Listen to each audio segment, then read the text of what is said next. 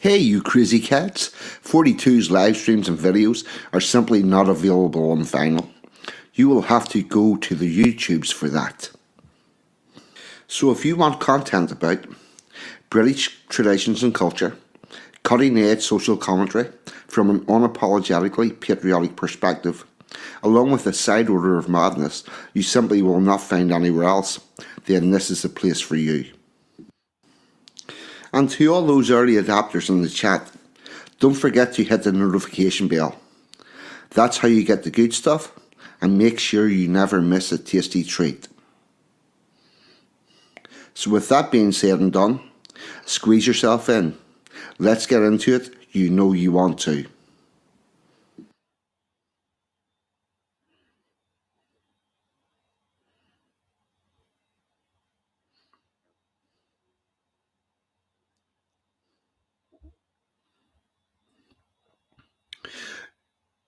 Good afternoon, good morning, good evening. How do you get that off? Good afternoon, good morning, good evening. Please delete as applicable because the internet is worldwide and time zones are a thing. Did we all like the new intro? Two things. Can I get a audio check in the chat, please? And could you just let me know that there was actually sound along with those cats, please? And we'll do a couple of hellos. Here we got Emma G. Good evening, you sexy beast. Brunei, what about you, chum? Glad to have you here. Accent faking, loud and clear. Dude, I never got around to replying to your text message, but thanks for the head up about the notifications.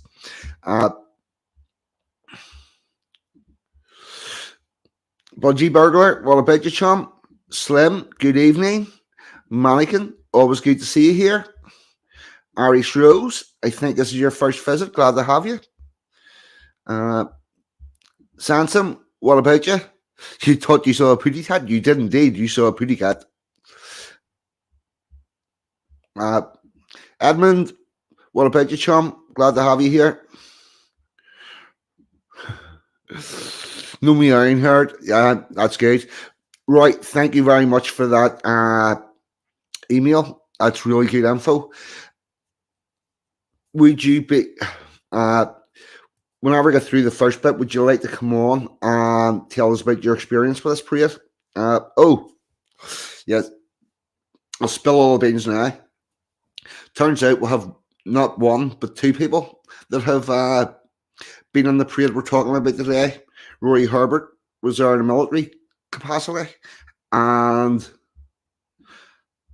the lovely Emma G was also in that parade in the past with her marching band, which is excellent. Planet X Hunter, glad to have you here. I hope I live up to it. Accent, I think I've got all the hellos out of the way. Right, let's see. So what are we doing? Tonight we are talking about the City of London and the City of London Lord Mayor's Parade. And the first thing to realise is the Mayor of the Mayor of London and the Lord Mayor of the City of London are two totally different people because they're two totally different cities. It's all a bit confusing and a bit technical, and that's what we're going to be getting into. Linda Hunter from Down Under, what about you? Glad to have you here. You missed the intro. You're going to have to watch that back. So we have a new fancy intro. We're starting to look and sound like a proper YouTube channel. We've got an intro, and we've even got all the sources in the description. It's great. We're going places. Anything else? Housekeeping.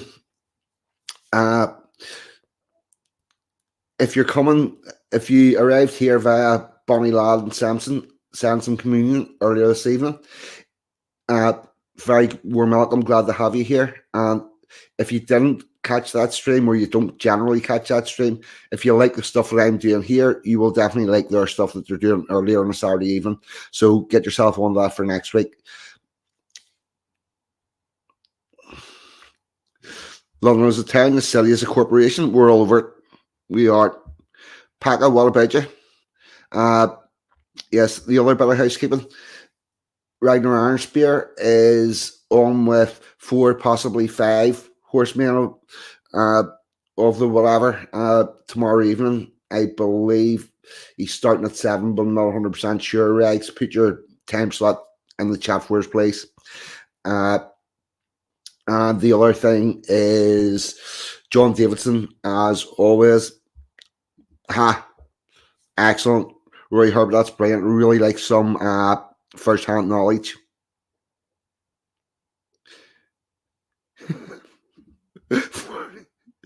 I do not use Link Africa. Uh, yes, and John Davidson, as always, Tuesday, Thursday, and Friday, on Sunday evening as well.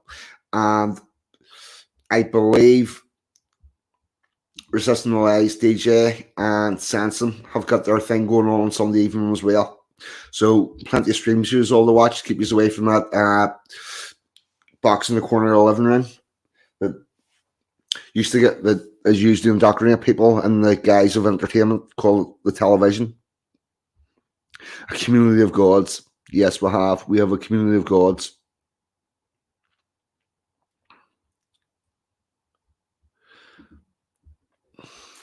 Yep, Run the Hunter. I love the stories about how towns got a church and market rates and then cathedral towns and all that.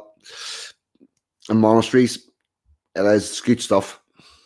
We've got a really rich history in these isles, and we need to keep on top of it. So with that being said and done, I'm going to find my first bit of information. Now, I pulled in a whole load of. Roy Herbert sent me an email to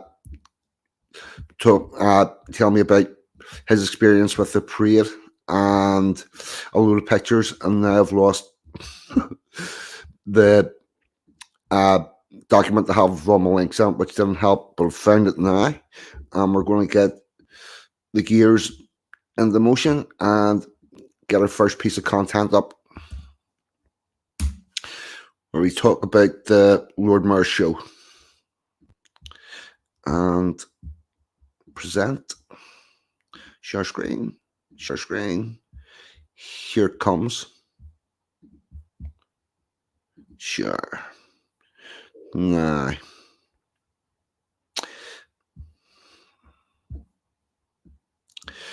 Let's see. I think I'm going to make this a little larger.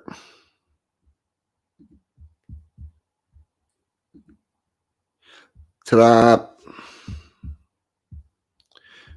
Right. History of the Lord Mayor Show. The Mayor of London is an ancient office originally created by King John in a doomed attempt to get the city on his side. It was 1215 and John's disastrous reign was falling apart. His armies were retreating in France, his treasury was empty, and his barons were on the edge of an open revolt. Soon they would force him to sign the Magna Carta, which would be largely ignored until civil war finally broke out. John died of dysentery a year later while marching his dwindling armies from one besieged city to another. London was right in the middle of a growing conflict.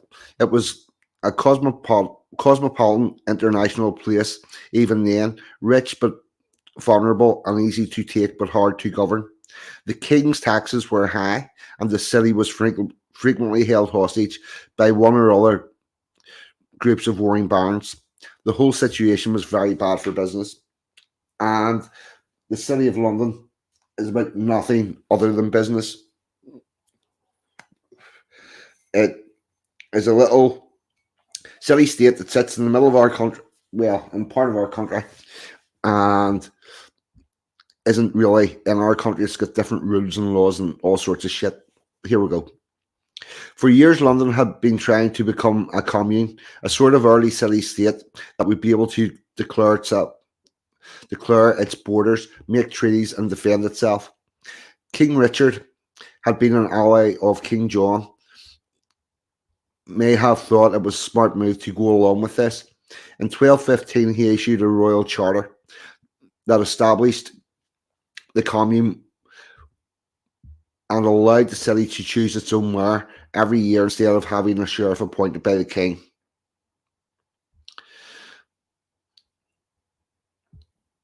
You know that we have granted to our barons of the city of London that they may choose themselves every year a mayor who to us may be faithful, discreet, and fit for government of the city.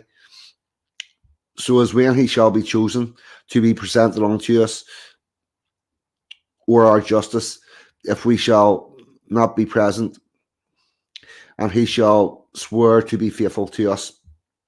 That's extracts from the London Charter of 1215. At the end, there where you can see a careful condition. Every year, the newly elected mayor must leave the safety of a city, travel upriver to Westminster, and swear loyalty to the king. It's a little map, which you're not getting into. The fact that the loyalty of 13th century London was quite flexible and its gratitude brief, the city became a base for rebellious barons when they tried to get out of trouble later that year by offering the English crown to Prince Louis of France. Londoners are said to have lined the streets to welcome the invading French army. And there's an asterisk there, which means that there's probably a lot of bullshit attached to that. Later that year, the king was brought to heel and the Magna Carta was signed. It was never meant to be a constitutional milestone, but just another attempt to make peace. John never put his name to it, since he could not read nor write. But among its 25 signatures, we can see the second elected mayor of London, William Heidel. He probably gave us this part. 13. The city of London shall enjoy all its ancient liberties and free customs, both by land and water. We also will grant that all other cities, boroughs, towns, and ports shall enjoy all their liberties and free customs too. And that's part of the Magna Carta. I'm going to jump back to the chat and do a bit of interaction. Let's see.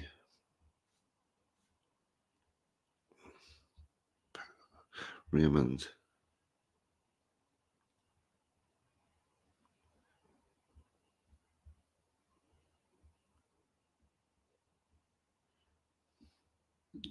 Raymond Piper.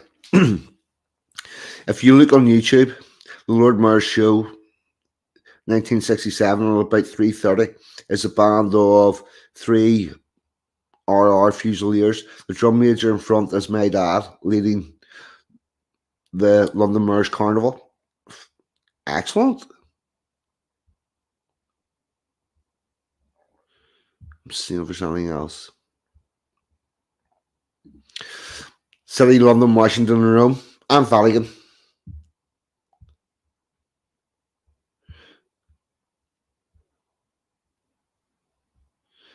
Just checking through to see if there's anything else here that Sansom, you've a hell of a way with words. John died from the shits caused by a dodgy muscle.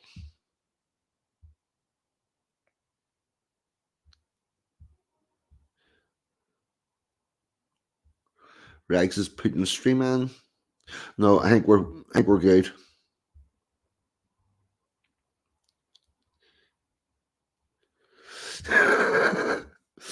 Amateur, you have a very good point. He's probably out walking doggies, to be fair. Yep, that deserves a wee flash up as well. Right, back to the mayor became known as the Lord Mayor about 200 years later, but has been in elected office ever since it was created. And for the next few centuries, the Lord Mayor of London was by far the grandest position to which a commoner could aspire. The Lord Mayor's journey was the celebratory spectacle of its day, and over the centuries, it grew so splendid and so popular that it became known everywhere as the Lord Mayor's Show. The show featured in the plays of Shakespeare, the diaries of Pipes and the adventures of James Bond, and of course the pantomime story of Dick Whittington, who was really the Mayor of London in 3 separate years. In the 20th century, the Lord Mayor's Show was the first outside event ever to be broadcast live, and it still attracts TV audiences of millions. Oh, oh. What strange times we live in. We did a stream in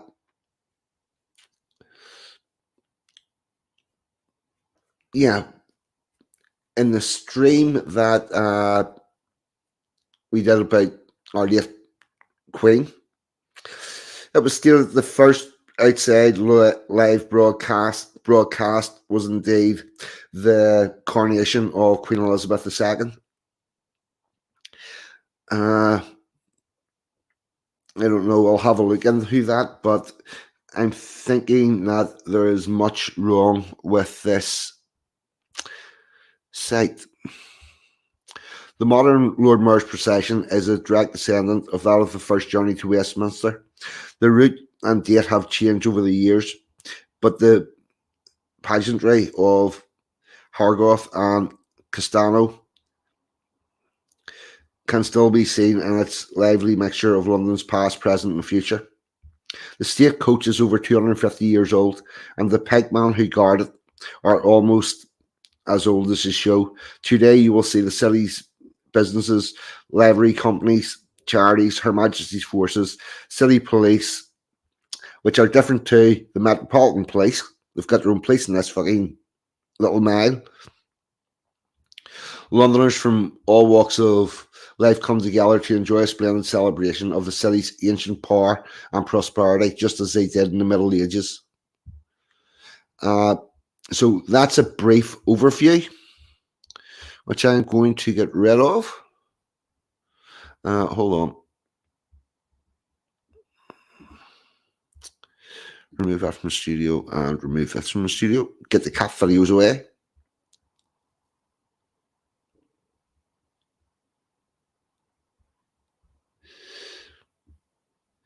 Sorry, I'm just checking comments.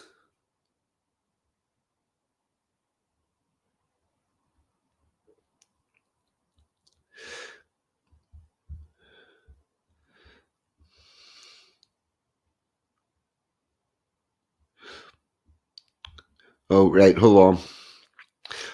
Oh, is Mouse Cat about? Mouse Cat, nice to see you, mate. Thank you for coming along. It's all good.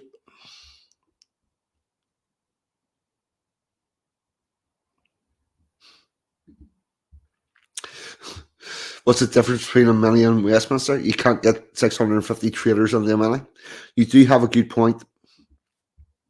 Right, so that is the quick overview.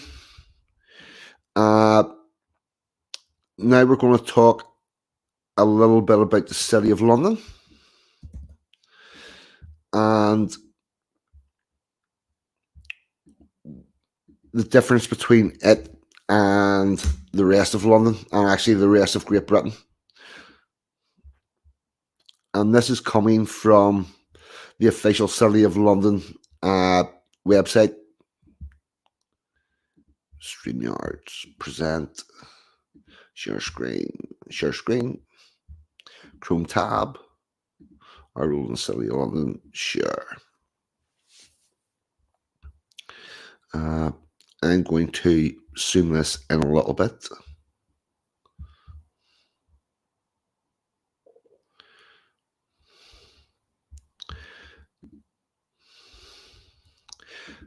A little more, I think. The City of London forms part of London as a whole, along with the 32 boroughs, London boroughs, who have responsibility for local government services within their local area.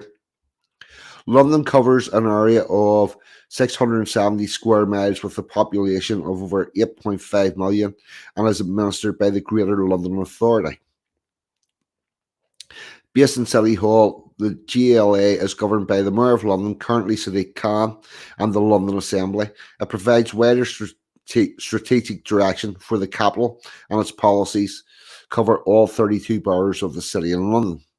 That's Greater London.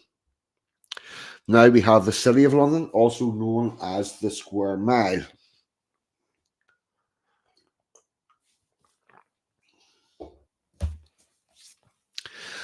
The City of London, also known as the Square Mile, is the financial district of London. It is the ancient core from which the rest of London developed. It has been a centre for settlement, trade, commerce, and ceremony since the Roman period, producing a unique historic environment with exceptional riches and significance. One of the reasons the Square Mile is unique is the number of people who live, work, and visit. In that just 1.12 square miles, the City of London counts around 8,000 residents, 313,000 daily commuters, and 10 million annual visitors. The City of London boundaries stretch from the Temple to the Tower of London on the River Thames, including the West and East Chancery Lane and Liverpool Street. Based in Guildhall, the City of London Corporation looks after and promotes the City of London. It is headed by the Lord Mayor, with the Court of Council being its main decision-making body. We are a uniquely diverse organisation with a role that goes beyond that of ordinary local authority. We have our own government, the oldest in the country, with origins predating the Parliament, our own Lord Mayor, and independent police force. I'm going to come back to this independent police force. But basically, what they mean by having their own government, the rules and laws inside the City of London are not the same laws that the rest of us have to follow. Now, it's not really going to affect you if you're pickpocketing, but if you're making a shit ton of money and hiding and paying significantly less tax on it, because you're allowed to do that, provided you're based inside the City of London, it's very important, and that's why they have their own police force. As a governing body of a Square Mile, we are dedicated to a vibrant and thriving city, supporting a diverse and sustainable London within a globally successful UK. We aim to contribute to a flourishing society, support a thriving economy, shape outstanding environments. By strengthening our concerns, capacity and character of the city, London and the UK for the benefit of the people who live, work and visit here. Our reach extends far beyond the Square Mile's boundaries, fucking right it does, and across private and public and voluntary sector responsibilities. This, along with our independent and non-party political voice and convening powers, enables us to promote the interests of the people and organisations across London and the UK and play a valued role in the world stage. Find out more in our vision for our corporate plan. What you'll find in this is they're using lots and lots of words to describe what they intend to do, but nowhere in that is it telling you what exactly it is that they do. We provide local government services for residents and city workers based on the Square Mile, but not those of the other boroughs. If you're unsure which borough you need to contact, find your local council. We'll be helped to find a website for your local authority. However, our unique role means that our reach does expand beyond the city to include more than 11,000 acres of green spaces, including Hampstead Heath and Epping Forest, Billingsgate, Smithfield, and New Spatfields wholesale food markets, the Heathrow Animal Reception Centre. So these people dictate what animals can and can't come inside the country. Housing across London, a range of schools and academies, and we are the London Port Health Authority. Service covering the whole of Greater London area, blah, blah, blah. Right, so we've got that. So they seem to run a hell of a lot of stuff, but they are not telling you what it is they do. Now, what did I want to look at? I want to look at the police.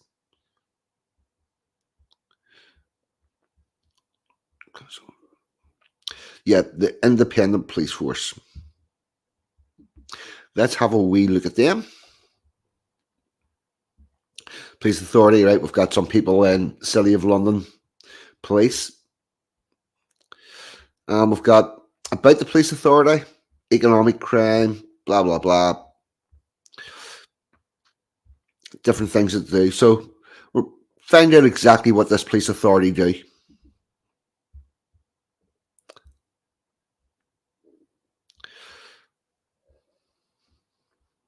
About the police authority.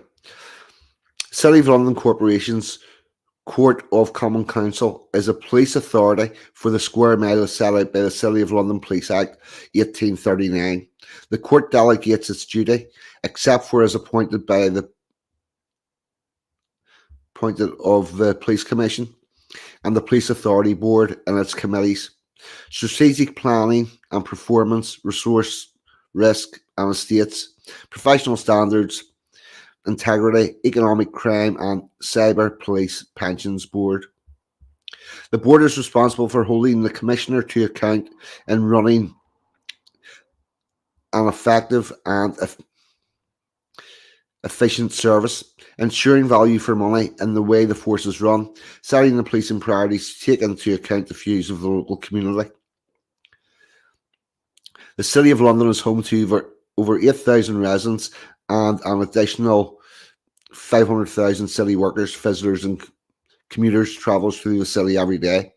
In recent years, the city has also developed into a major tourist destination with a vibrant nighttime economy, attracting around 4 million visitors a year.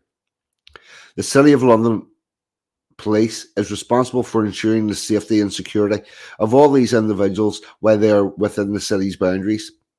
The force also leads nationally on fraud and economic crime. Well, they're in the right place to be looking after the economic crime, which includes delivering the UK's National Fraud and Cybercrime Reporting Centre. There are over 1,000 officers and staff in the City of London Police delivering these local and national services. Both the City of London Corporation and City of London Police organise regular events to engage with residents and businesses in the city and obtain views on what our local policing priorities should be. These are detailed in the Police Force's Action Plan. Progress against which is reported in their annual report.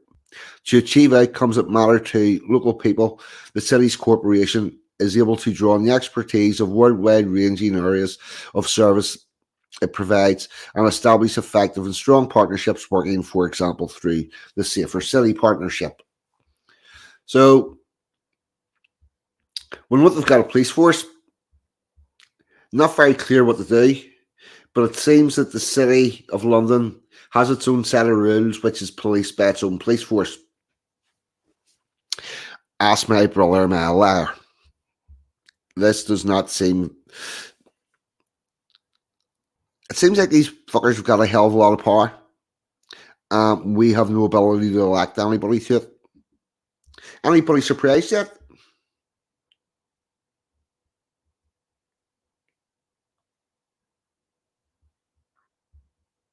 Just want to check through these things.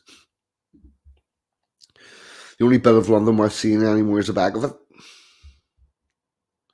Mrs. Mianet, welcome aboard.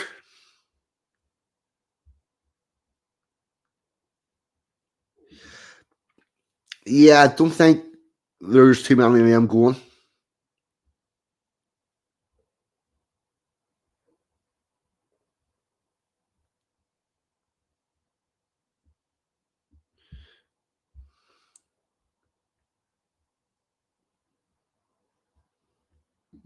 Yeah, there is that.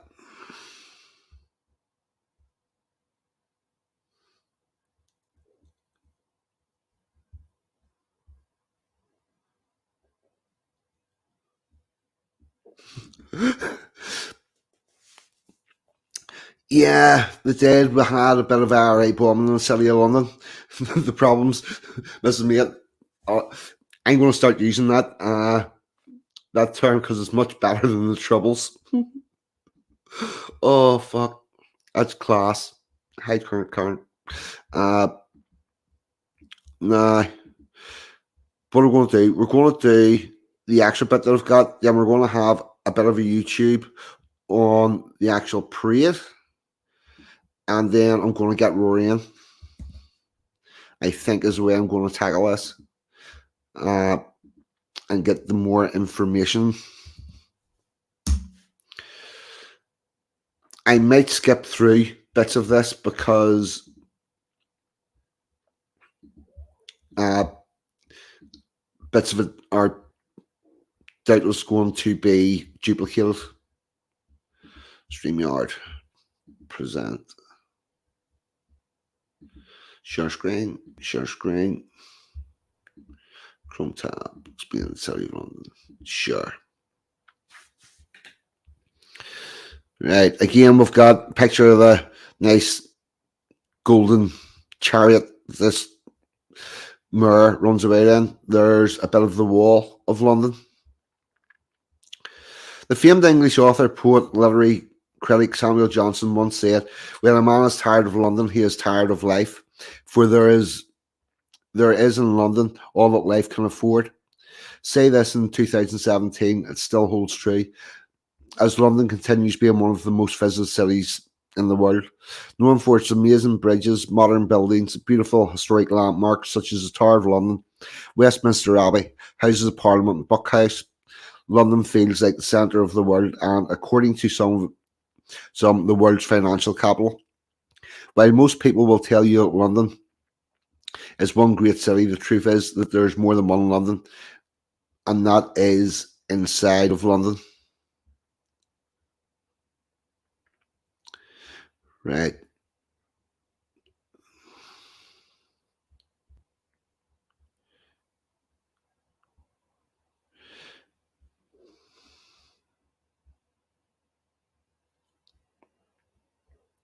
Right. Here we go. We're going to start from about here because the rest of that we have covered. Life in Londonium, the Roman name for it, continued after the Romans left, and even though the city experienced some hard times and fell into decline, its location proved to be good.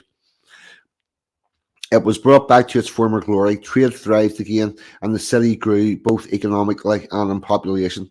The prosperous trading centre didn't go unnoticed by William the Conqueror, who decided not to attack it, but instead came to in friendly fashion to London, offering its citizens some of the privileges, recognising their liberty, but in turn they were asked to recognise him as a new king. The citizens of London did recognise William the Conqueror as the new king and gained their authority and liberties. Throughout the years, many monarchs rose, fell, but the city of London and the liberties of its citizens remained intact. Although some monarchs saw the city as a threat, thinking that it was too independent, powerful, and rich, none of them made an attempt to subordinate the city of London to its rule.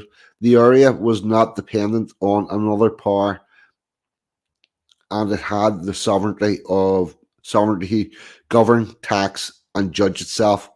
This is the key here. All a very large corporation needs to do is get its headquarters into the city of London, and it will be taxed by the city of London, not the British government. And they have ways to set that up that it works for the businesses and not for the people of Britain. Westminster was built nearly with the purpose of competing with the powerful city of London.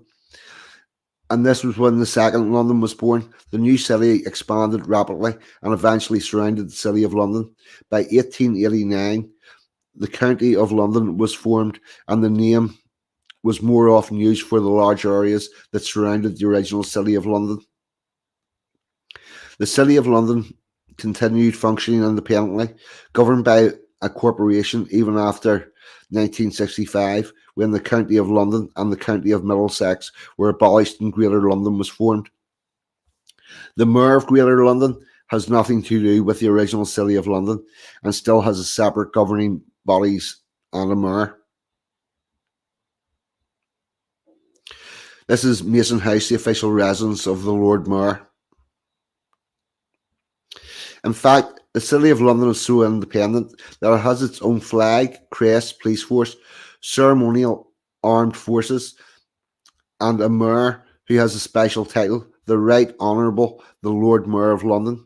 Oddly enough, if the monarch wants to enter the City of London, he, must first ask the Lord Mayor for permission.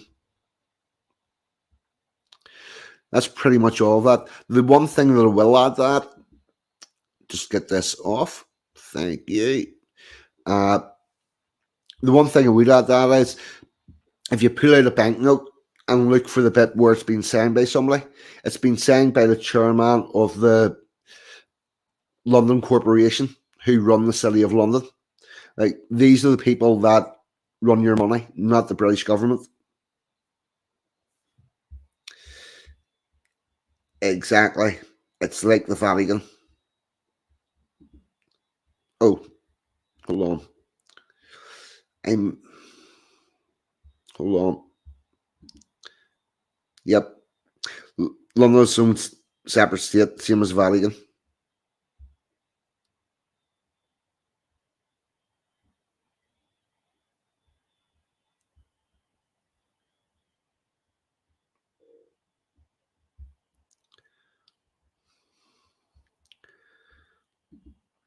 Yep, they have their own guilds and all of that type of stuff as well. Now, what I'm going to do next is get a wee video up of the Lord Mayor show and invite Rory Herbert in. So, hold on. Yep.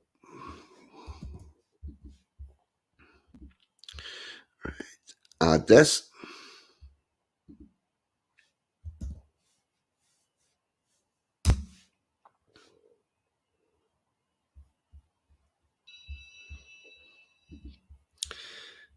Theatre mode. Back to StreamYards.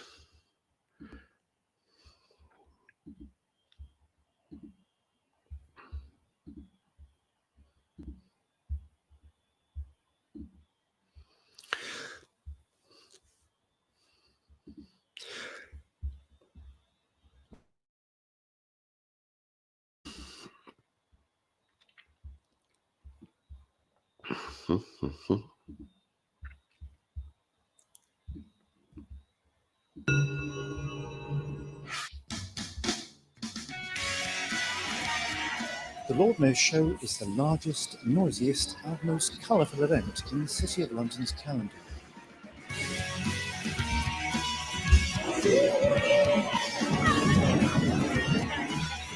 This year it brings together over 6,500 people, 120 horses and over 60 decorated floats in a spectacle that dates back to the 13th century.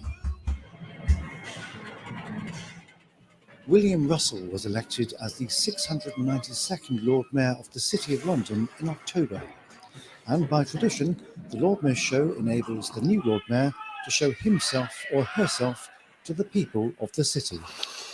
Championing innovation, growing our global trade and investment, and promoting culture and the arts will be the three key themes of William Russell's year in office, all of which contribute towards making the city, London and the UK such appealing places in which to live, learn, work and visit.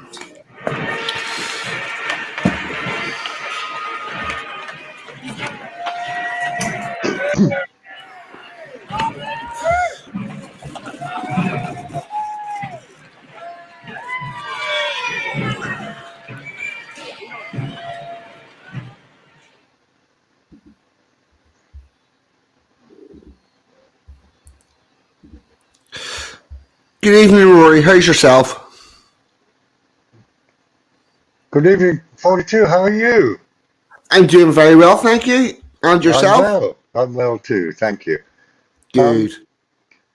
No, I couldn't help but notice the title of your stream.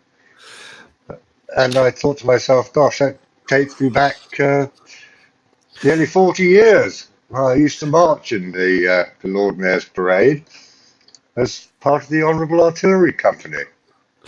Yes, see, I did it this week because this is the time of year for it to come up, so that's why I've done it this week. But I'm delighted to have you on, and well, I'm almost delighted to have you on. You're a really good guest, but Well, that's very kind of you, you. you know, I was also pleased to hear that dear Emma G has also watched the parade.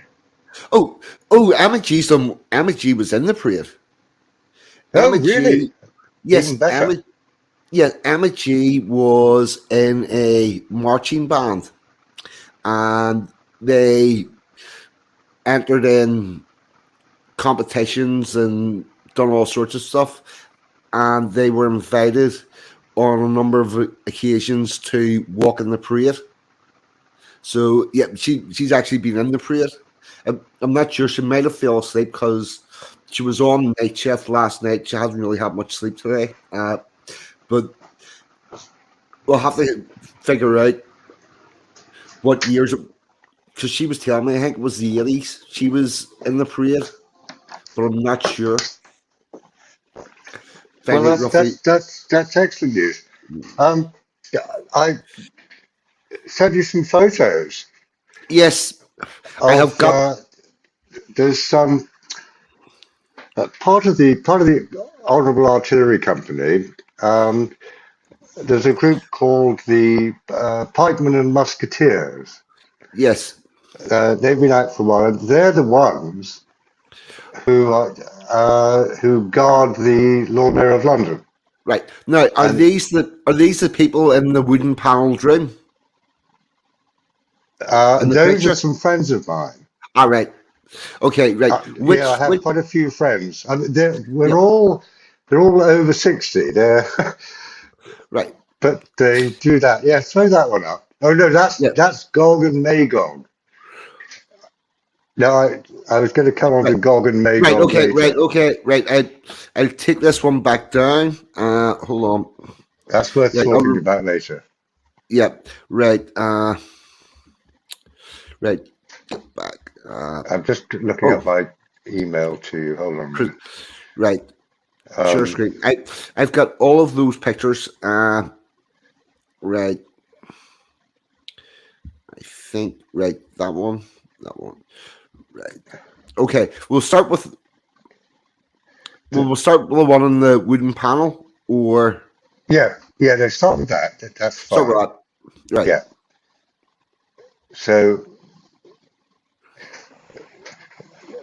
yeah, so there are some friends of mine. I can see three of them in the You, photo, you, and they're, you, they're you seem to hang with quite uh,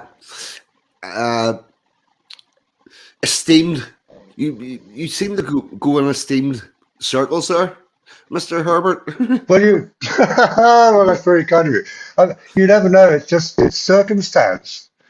Mm. 40, nothing else. It's, I knew these people, but, oh no, it's three of them in the photo. There's the man in the middle there. I don't know him, but on his right, that's my friend Simon. Two to his right is my friend Julian. Two to his right is, oh, I can't remember his name. Rothery. Rothery, I think that was his last name. His father, I think, was in the Royal Irish Regiment, actually. Oh, But but anyway, no, what they're doing is this is quite interesting. They're receiving their little plaques, which makes them a freeman of the City of London, and that allows you to do quite a few things. But I think oh, most importantly, yeah. Well, I've a picture. I've a picture of one of those important things. the sheep. Yes, Yes. you can drive your sheep over London Bridge, and the police cannot interfere. So we need to see the sheep. Yeah.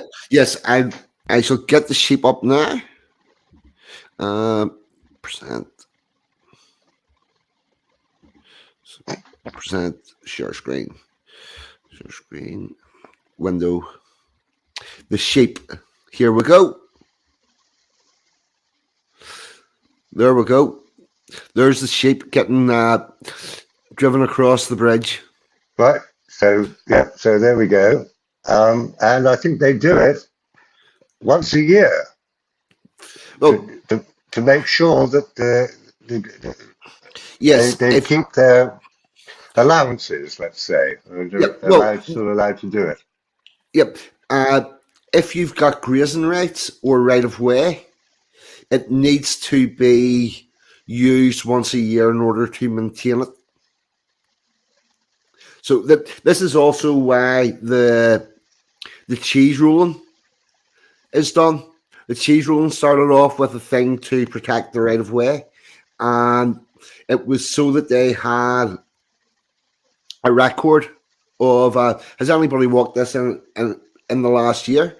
Yeah, of course we have. Well, can you tell me when? Actually, yes, we have. It was on the 27th of June, and yes, I was there, and he was there, and he was there, and we could all witness it. We were all there on that same day, and we give out prizes and stuff, so we were definitely there, and yes, that has been walked in the year.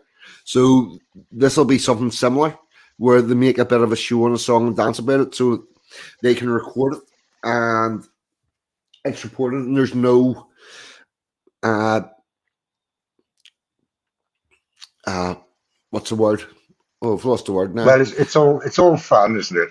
Yeah, it is. It's very good fun. I really like that. So, have you been out walking your sheep yourself? Well, no, because I never joined the Pikeman Musketeers. I'm right. I would have done if I'd still lived in London, but I'm at least 100 miles away from it now. And to Yeah. be honest, I mean we can go on to uniforms later, but I mean it's about £5,000 just for your armour alone of the Pikemen and Musketeers. It's not an inexpensive thing to be part of. Yeah. In Yeah. fact, So, ooh, that reminds me a little story about that. Um, Apparently, England we're running out of people who can make old armour, old breastplates, and all that.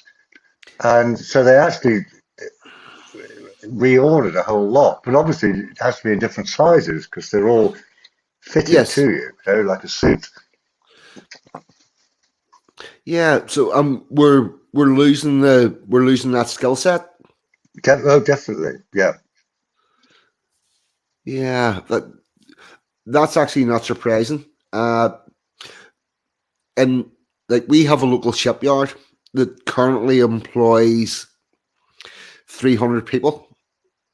Used to employ Okay, thousands, and I was talking to some of the old hands that worked there in the past and whatnot, and I was saying like, if we ever did get an order to build a ship, and they're like, yeah, no, forget that. We have lost far too many bits of the skill. We can refurbish bits, we can fix bits and pieces, but no, there's no way Belfast could make a ship from scratch because we don't know how to do that anymore. And right. No, I agree. I yeah, agree. the armor, making armor. There's two things goes in that. It's going to be quite a specialized skill, and the second thing is it's it would be hard to get a lot of custom. So that disincentivizes people going into that role. Indeed. That's very strange. Nah. Anyway, yeah. Yeah. If you move on to I don't know. I've got what? Oh gosh, a couple of photos to go. Right. Maybe a video. Um, yeah, the next one was interesting. It was the Lord Uh, Mayor coming out of his coach. What yes, was that I've called? got that. LMS02. That might be worth throwing up there. So That one. that's the That one. Yeah. This coach looks very ornate. Well, that's the Lord Mayor's coach, and Yeah. that's the Lord Mayor coming out of his coach. Yeah, that's going to be worth £1 or £2. It certainly is. I mean, I don't know where it's housed, probably at the Mansion House or something. But the gentleman on the right, I learned out later, is a distant cousin of mine, and his name is Geoffrey Godbold. And he is what's known as the common crier of the City of London. So he's the one who gives the proclamations outside the Mansion House about the sort of state opening of Parliament and whatever else he's commanded to do by the Queen. And he has that. He's holding that mace. Yes. With Is that him. the one? Is that the one that bangs the door 3 times with? The one in the wig. Yeah. Yeah. He's also known as the Sergeant of Arms of the City of London. So he's the one who is in charge of the defence of the Lord Mayor. And that little young guy in his furry hat thing, I can't quite remember what his title is, but it's he's an adjutant or something like that. That's not the right word, but never mind. Yeah. So here's a little bit of history. And yes, during the Lord Mayor's parade, they both sit with the Lord Mayor in that carriage, and then they get out and protect him. They would also be, it would take the Lord Mayor to get on with both of those guys, because the people who are closest to them are the ones that are in the best position to also assassinate them. Well, that's why we have the pike and the musketeers. Yep. So if you tried to attack the Lord Mayor, you'd either be piked, Yep. somewhere painful, or have some musket fire directed at you. Yeah, they're not good options. you don't want that. You don't want either of those. They're not nice. Yeah. No, I think they're about 16-foot pikes. You wouldn't want one of those up here. Definitely not. No. No. Right. Do you want me to put the other one up? Yeah, keep going. Yep. Yep. Right. Hold on. Present. Share screen. Window. Let's see. I think that this was just another one of, my cousin Geoffrey. There he is. Yep, and you get a better look at the pike there. Yeah. So there's that mace, and it's a heavy thing. And this is when they're having the Lord Mayor's parade. They have this balcony, and they're on this balcony outside the Mansion House, and this is where the parade passes, and all of the regiments then sort of salute the Lord Mayor,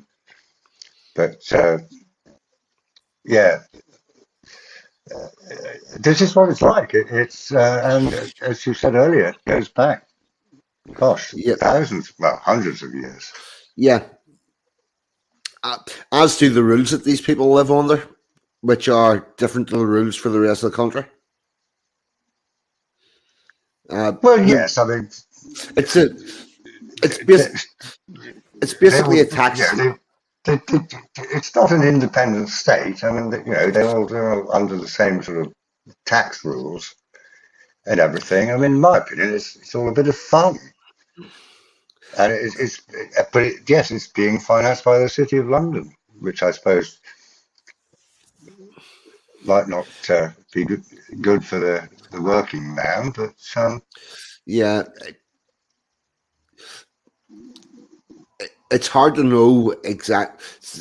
See the things that goes on in the corridors of power up there, and the deals that are done. The likes of you are never going to find out the real truth of what.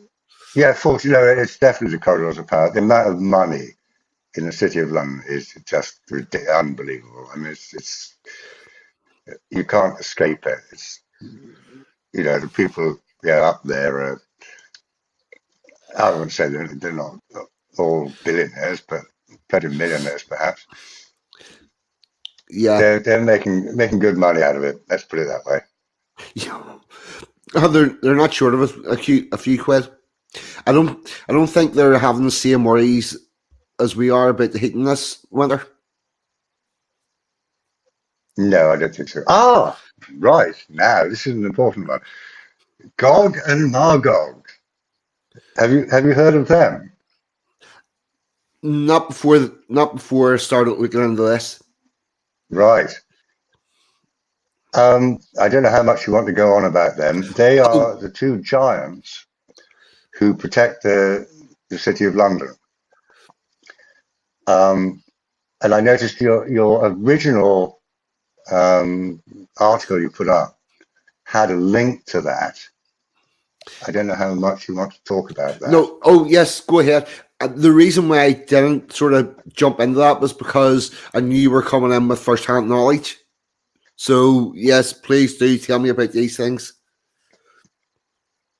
Well, again, they were on the parade a few years ago, and yeah, I mean, traditionally these are they're wicker. They're like wicker men. They're wicker giants, and Right? they guard the city of London, and they're at the forefront of every Lord Mayor's parade every year. So you don't want to take them on. No. Are they right? If they're wicker, do they get remade each year, or are they preserved and they're used time and again? Oh no, I think they're put away to bed for a year or so, and Yeah, yeah, brought out again. Yeah, but I yeah. say if anyone did you link that article to that the web page that you brought up about the Lord Mayor show because that has a link Right. which talks about Gog and Magog, but it's quite long. Let's see. Hold on. It's Right. Now it's I quite can read. interesting history. It's goes I it's I pagan can. to start off with, basically. Yeah. I can only bring up one of those at a time. Now let me just have a look. I think this is the right one. Uh, right. Mm. This link here, Gog and Magog. Oh, hold on. You can't see that. Share screen. Share screen. Chrome tab. Show. Bring that up. Right.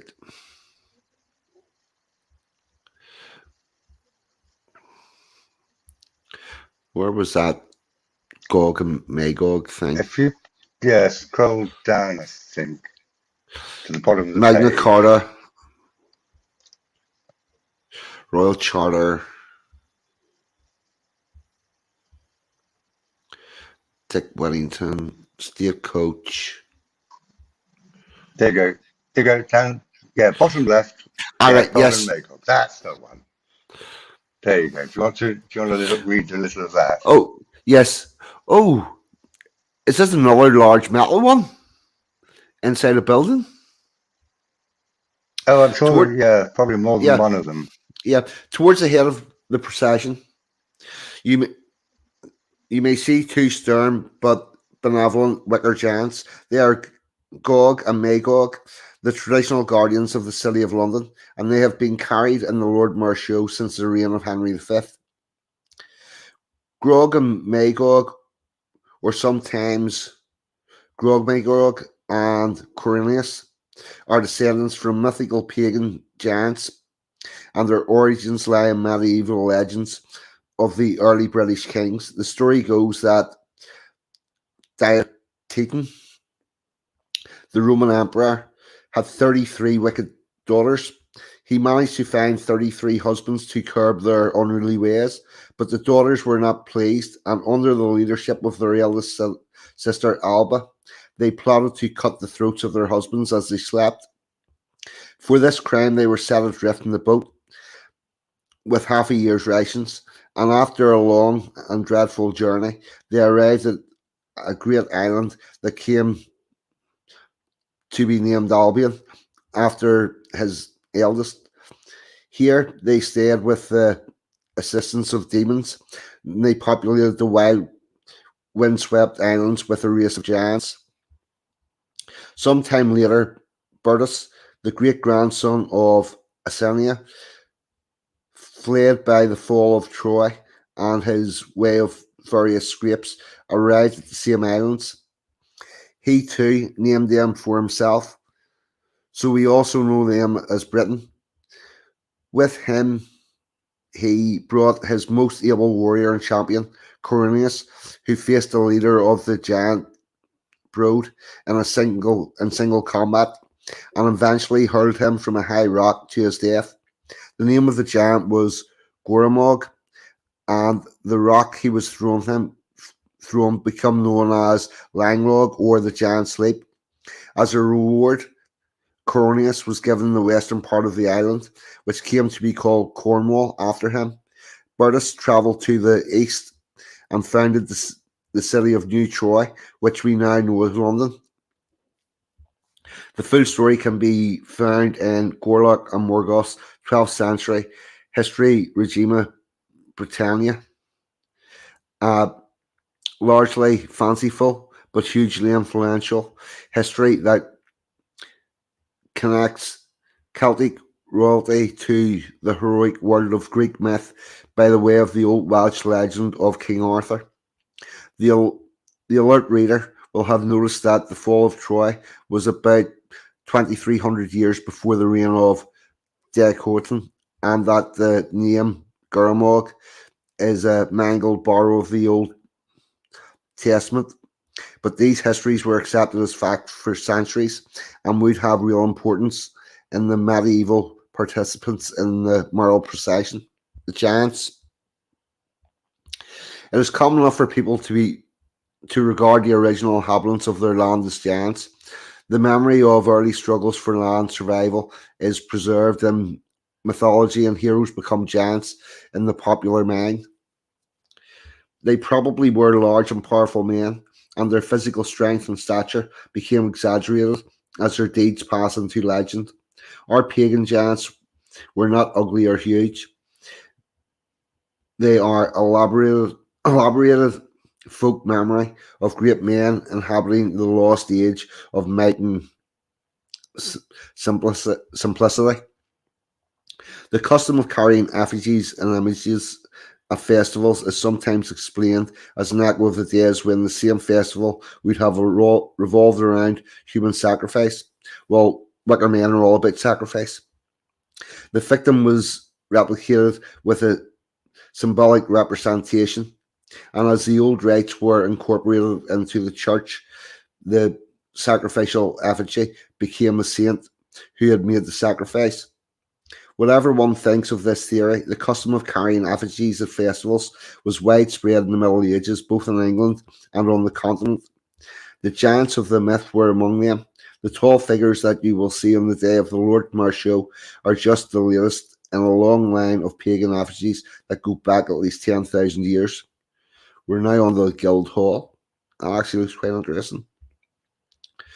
Another version of the story has it that the two giants were the last two survivors of the sons of the 33 famous daughters of Diatoton, who were captured and kept chained in the gates of the palace on the side of the Guild Hall to act as guardians. However, they got there.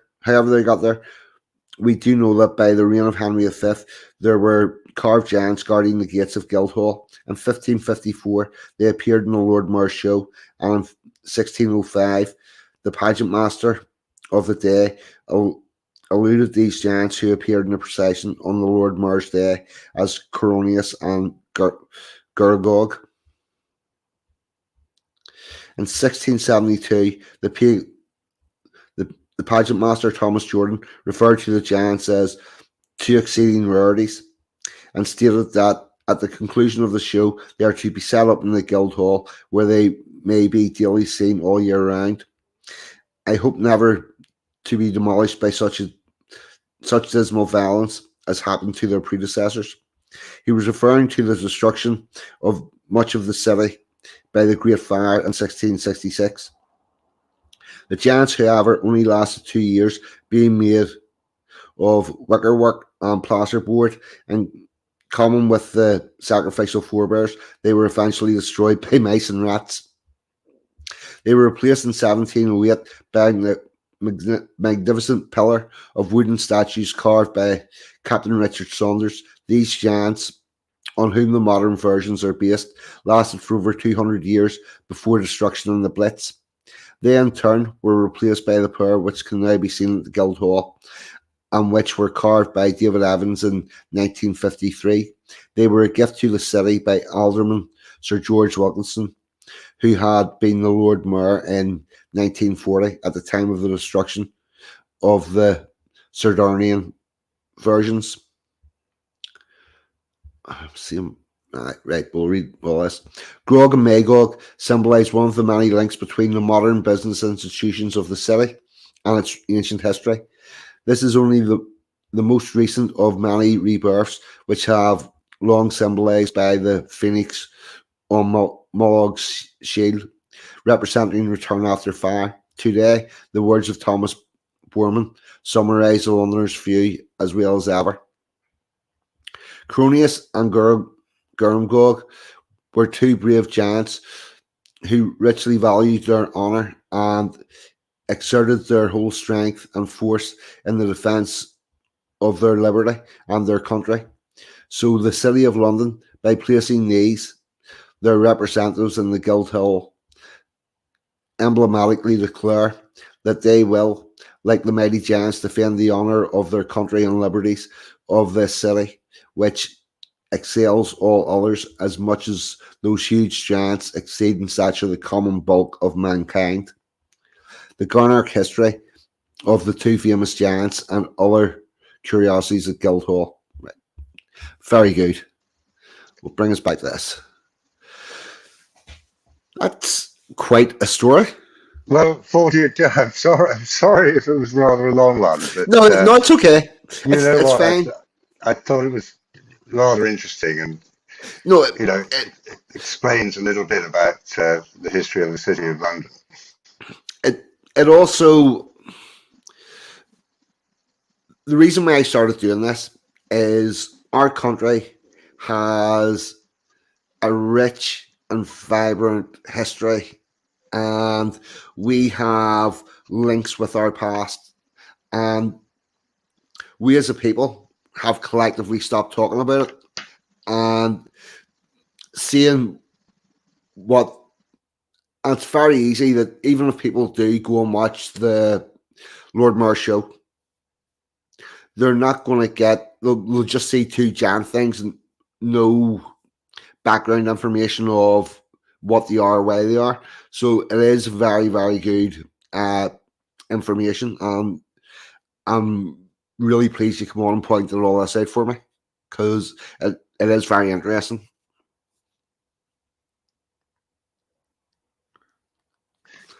You're more than welcome. 42. Yep. There was a video link. One last video I sent you. Yes. Which I thought you might enjoy, because I know you like bands. Yes. It's not very long. Right. I need to get that back up. Here we go. Right. Yeah, this was from 2018. So yeah, 3 years ago, I suppose.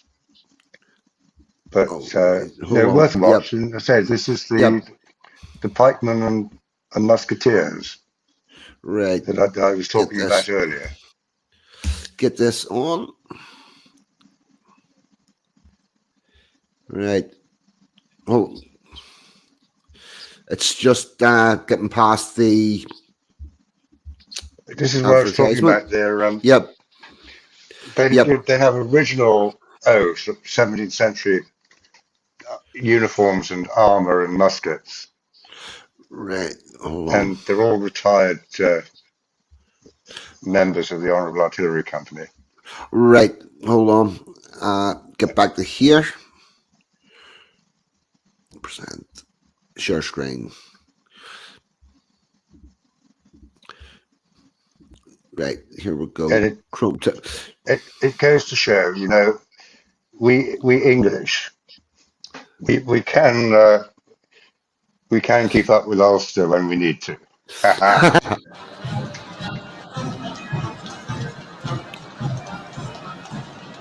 Oh, actually, Is this the wrong one? it is. That's the last one I sent you. No, the previous, yeah, Right, 1 second. previous year. Well, you could play that one if you want. Right, yes, Skip forward a bit. I'll skip forward a bit and I'll play that while I'm finding the other one. Hold on, if I go into here, Yeah, skip if I forward t- about a minute or so. Yeah, that's. I'll explain that one. That'll do. That'll do. right, I'm going to take that about there. Yeah, that'll be good. Right, and I will find the other one while you're explaining this. Right, so that one is in the Lord Mayor's Parade last year, and that's the Honourable Artillery towing their 106 millimeter light guns, and they're followed by their band, and of course it's November, so they're wearing their greatcoats, and here they go. The Lord Mayor's Parade is quite interesting. It's a mixture of military and civilian. You have like all the livery companies in the City of London on parade, and a lot of charities. It's a little bit restricted because obviously it only lasts for a few hours, but it's yeah. If you ever have a chance to watch it, yeah, well worth a visit, I would say. It's a good bit of old England, generally speaking. It's got a little bit more liberal as years go by, but there's still some good parts of it. That was very good. Right, I'm going to get this other one up now.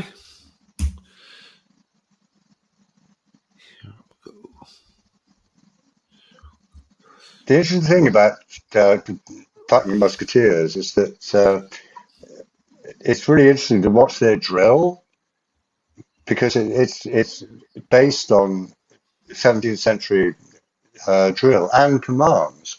They even have a command rather than standard ease. The command is assume a lazy posture. Oh, that is class. Which I think is brilliant.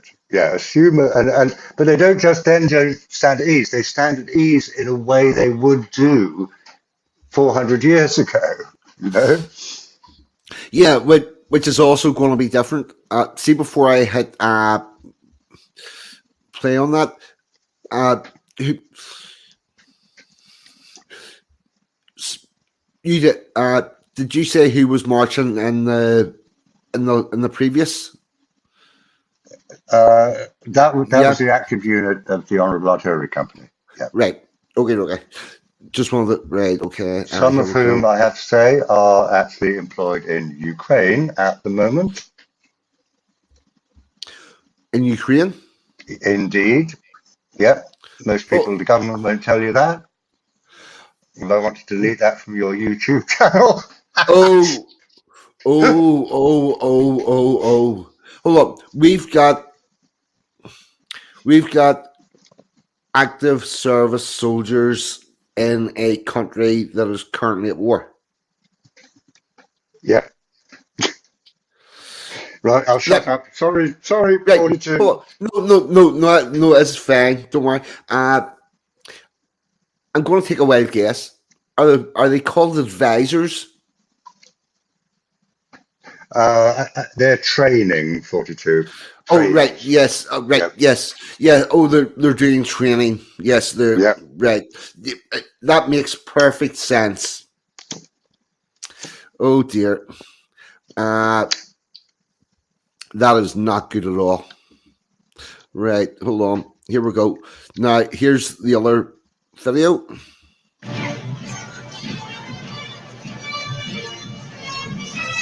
Oh, so right, here comes the Lord Mayor in his rather splendid coach. And these are the pikemen next to him.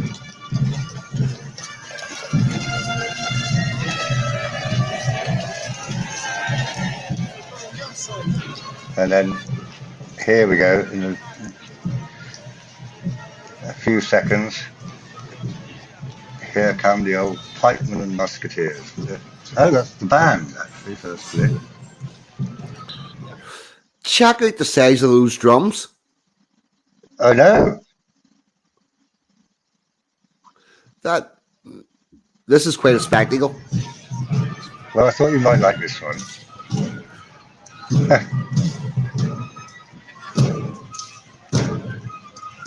And it's not far off your Ulster marches, is it, really? But look at the way they march. Isn't it amazing? Yep.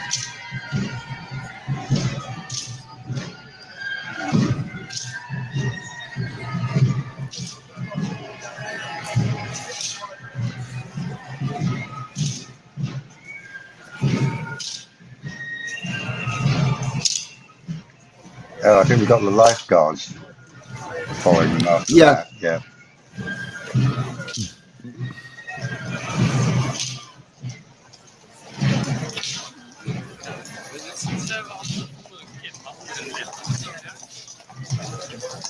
Well, so there we go, 42.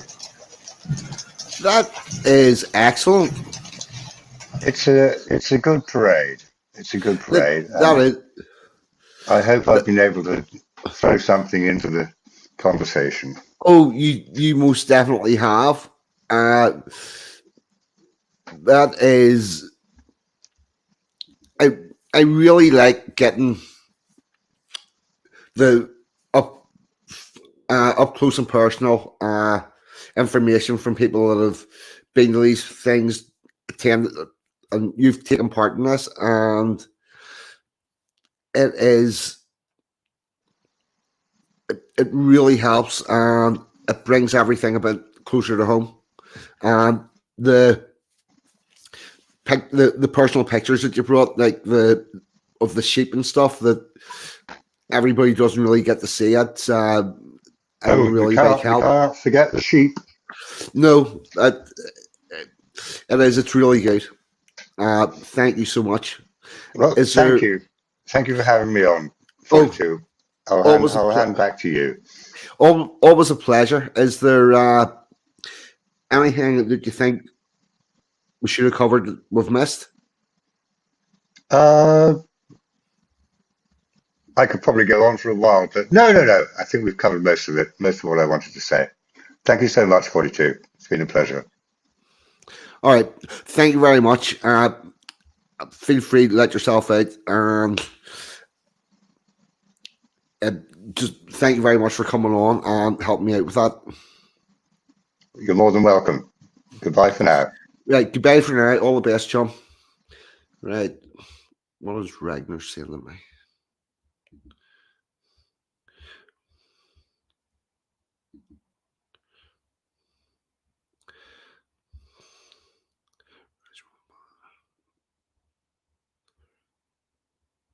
Oh, for fuck's sake. Right. Oh, yes, I'm going to do that too. Let's get an RM for Rory.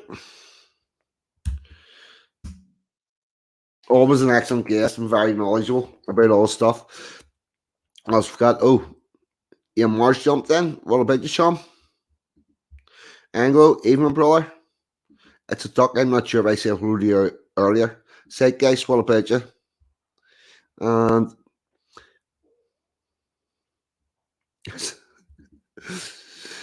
the stream started quite a while ago, Billy. New comments.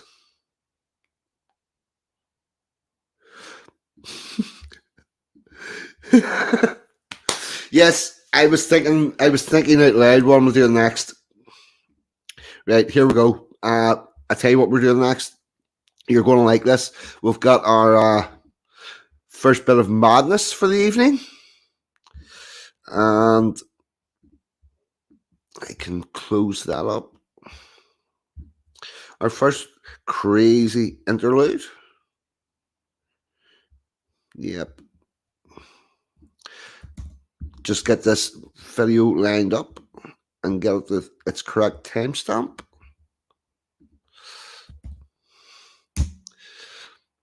Stuff that you just won't get anywhere else.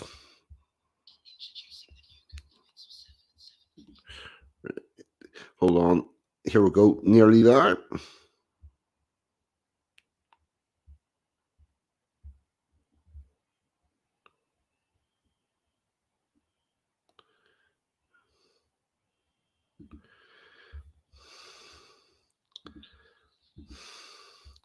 Here we go.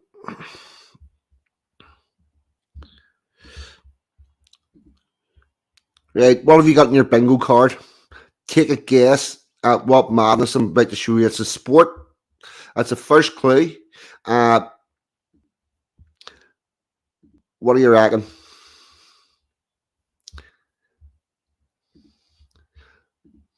Did anybody have ostrich racing on their bingo card?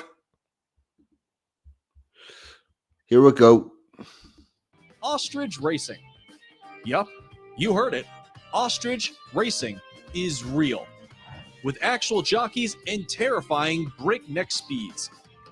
The feathered creatures can reach an astonishing 43 miles per hour, making the races fast-paced, exciting, and a fun taste of danger. It's common for jockeys to fall off the animals when they're going too fast. The sport has a surprisingly long history. It's thought that the ancient Egyptian queen, Arsinoe II, was depicted riding an ostrich, and races aren't too unusual in parts of Africa. Racing has become particularly popular in the US, with the Lastimus Chandler Ostrich Festival in Arizona attracting over 100,000 visitors. The sport has attracted controversy in the past, with animal rights organizations blasting it for causing the ostriches unnecessary fear and distress. Unusual? For sure. Completely ethical? We'll leave it up to you to decide. Number 3, zorbing.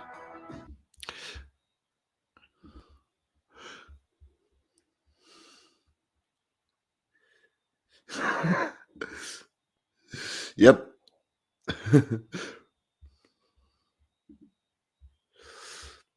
There you go. There's a bit of ostrich racing. Yes. Who was It's a Duck was ahead of the game. So yes, we'll have a different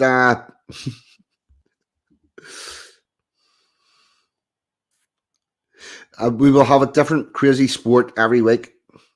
So there you go. This week's one is ostrich racing. I just want to have a quick look through the comments, see if there's anything I really need to address. It's looking pretty okay so far.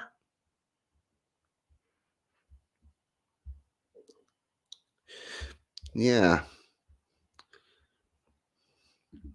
Right, and with that, we're going to move on to our next bit of content. And I'm also getting myself some liquid because my throat's getting a little dry. 1 second. And by the way, that's genuine Coca-Cola opening. It's not beer. Definitely not. It's hard enough for me to do this shit sober without trying to do it drunk. That's never going to happen.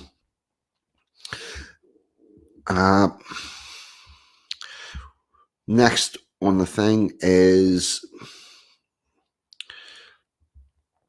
Edward the Confessor is what's coming up next.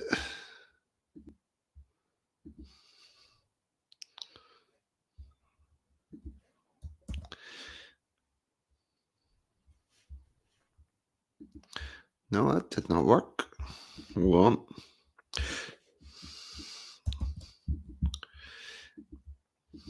We nearly had a double StreamYard there.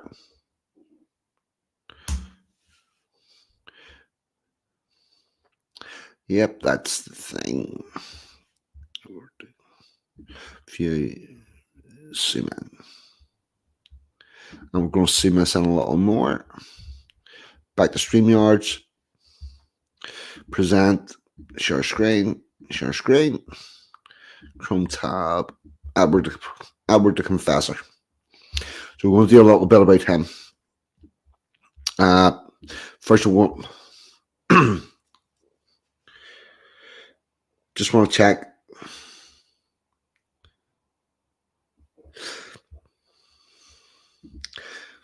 Excellent.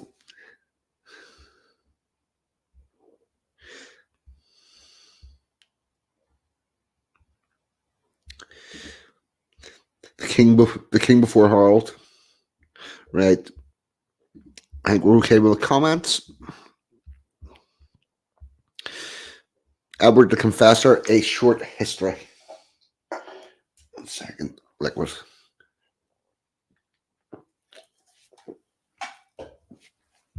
Here we go.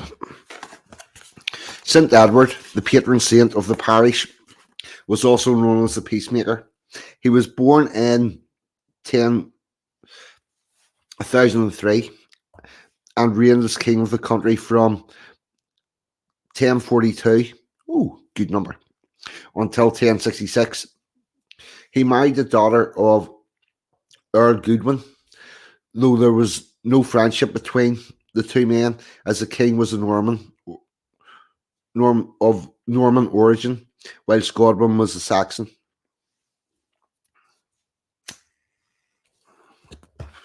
Despite these internal squabbles, the reign was free from war, either by Edward's personal passive nature, or it was his good fortune that no other country was at loggerheads with this country. Edward was deeply preoccupied with the religious matters in his private life and his good works, one of which was to build the great Benedictine Abbey, St. Peter at Westminster, consecrated in 1065, but Edward died the following year before he had much time to enjoy the extraordinary foundation. His body was transferred to the abbey within a special shrine behind the high altar. He was canonized in 1161.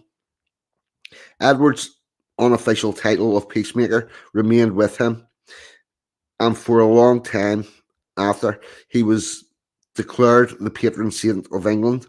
Around the year 1347, he was demoted in favour of St. George, as it was felt in those warful days that he was hardly a good example to hold before men being recruited to join the army.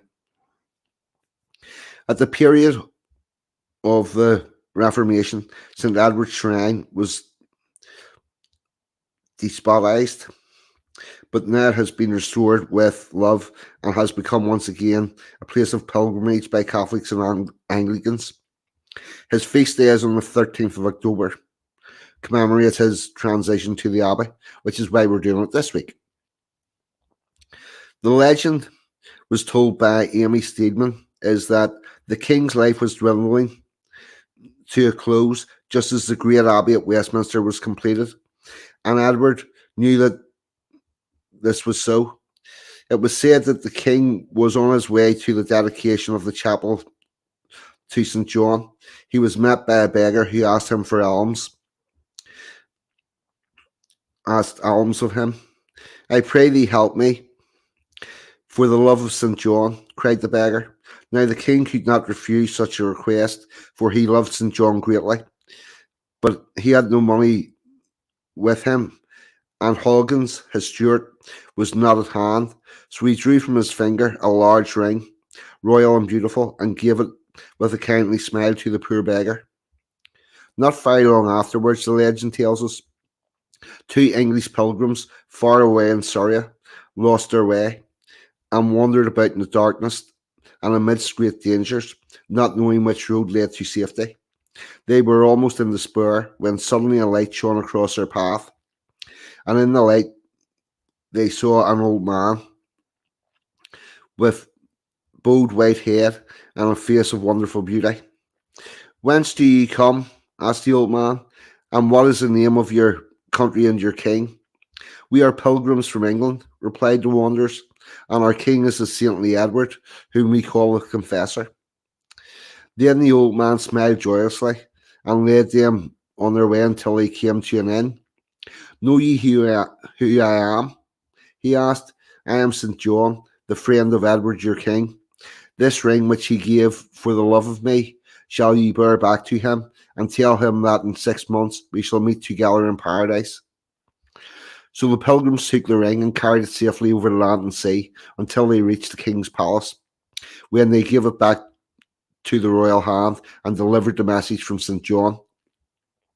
For a few days he lingered on, and then from the land of dreams he passed the great reality. And the old chronicles add the accompanying words: St. Peter, his friend, opened the gates of paradise, and St. John, his own dear one, led him before the divine majesty. The church there is a magnificent wood. In the church there is a magnificent wooden carving by Sulfrey Pish. I'm butchering these pronunciations and names, but that's just the way it is. Redbourne, Hertfordshire, showing St. Edward giving his ring to the beggar who asked for alms. The shrine was dedicated in 1996, and that was a short history written by the late Reverend Jenkins, former deacon of the parish, the legend extract from Amy Sheehan. That's a little bit about Edward the Confessor. What I will add to that is that I've known the name for many a long time, but I had no idea what he actually did or why he was called the Confessor. I probably would have guessed it was something to do with some form of Inquisition, but no, it was because he was a very pious person. So there you go. That's a little bit about him. I'm just going to check through the comments.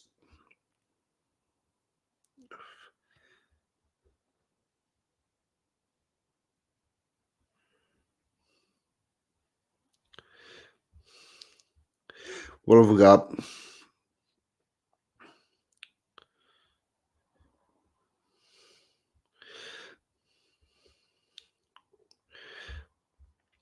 Nothing really I need to get involved with. It's all good. Right, hold on.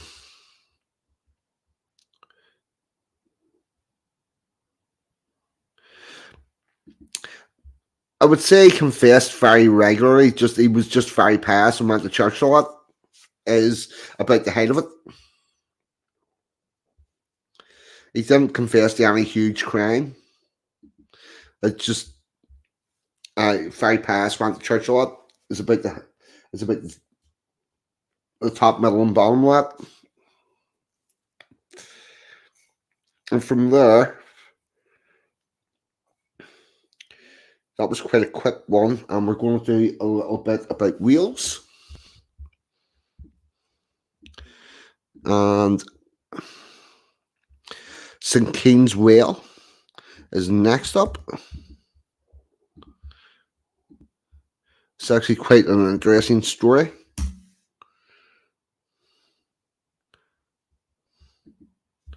I can get this up. Share screen. Share screen.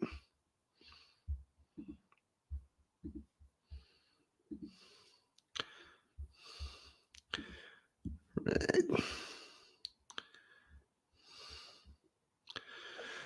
It's a bit of a strange format to this set, but it is what it is. I know one few going to zoom this in just a little.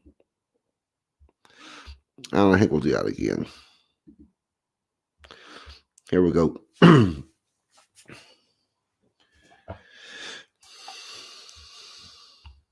St. Keyne. The holy well in the village is connected to a 5th century virgin called St. Keyne, who performed miracles, according to the legendary lore of the Holy Wells of England by Robert Charles Hope, written in 1893. This well is half a mile east of the interesting, decorated and perpendicular church of the same name, 2.5 miles on the road from West Low. It is a spring of rare virtues in the belief of the country people. It is covered by a masonry by masonry, upon the top of which formerly grew 5 large trees, a Cornish elm, an oak, and 3 antique ash trees, on so narrow a space that it's difficult to imagine how the roots could have been accommodated. There now remain only 2 of these trees, the elm, which is large and fine, and one of the ash trees. According to the legend, St. Keyne, a holy and beautiful virgin of British royal blood, daughter of Boggers, Prince of Pembrokeshire, said to have been the aunt of St. David of Wales, visited the country about 490. And that doesn't say whether that's AD or BC. She was sought and married by many men of distinction on a pilgrimage to St. Michael's Mount and remaining some time in Cornwall. She so endeared herself with the people that she was hardly allowed to depart. Her nephew, St. Caddoc, making a pilgrimage to the same place, in surprise found her and tried to persuade her to return to Pembrokeshire, which eventually she did. Caddoc stuck his stick in the earth and originated the spring, which St. Keyne gave to the people ill returned from the church, which they had dedicated in her honour. One of her fancies was to rest in a wood at Cashenden. The chief of the county warned her of the venomous serpents which swarmed the wood. St. Keyne answered that she would, by her prayers, rid the country of snakes, and they were turned into ammonite, which are actually fossils frequently found in the layers of rocks in that district. Now, what does this remind you of? This is a Welsh version of St. Patrick, and I'm going to guess that the snakes they're talking about would be the pagans who had a depiction of a snake as one of their symbols. The whale is said to share with St. Michael's chair at the Mount a marvellous property of confirming the ascendancy of either a husband or wife who, the first after marriage, can obtain a draught of water from the spring, shall be seated in the chair. The mystical whale is the subject of the following lines by Sotheby. So basically what they're saying is, if you get married, the first person to drink from this well between the husband and wife will be the boss of the relationship. Interesting. And here's the poem. A well there is in the West Country, and a clear one never was seen. There is not a wife in the West Country, but has heard of the well of St. Keyne. And an oak and an elm tree stand beside, and behind doth an ash tree grow, and a willow from the bank above drops to the water below. A traveller came to the well of St. Keyne, joyfully he drew nigh, for a cockcrow he had been, for from cockcrow he had been travelling, and there was not a cloud in the sky. He drank of the water so cool and clear, for thirsty and hot was he. And he sat down upon the bank under the willow tree. There came a man from the house hard by at the well to fill his pail, and on the well side he rested it, and bode the stranger hail.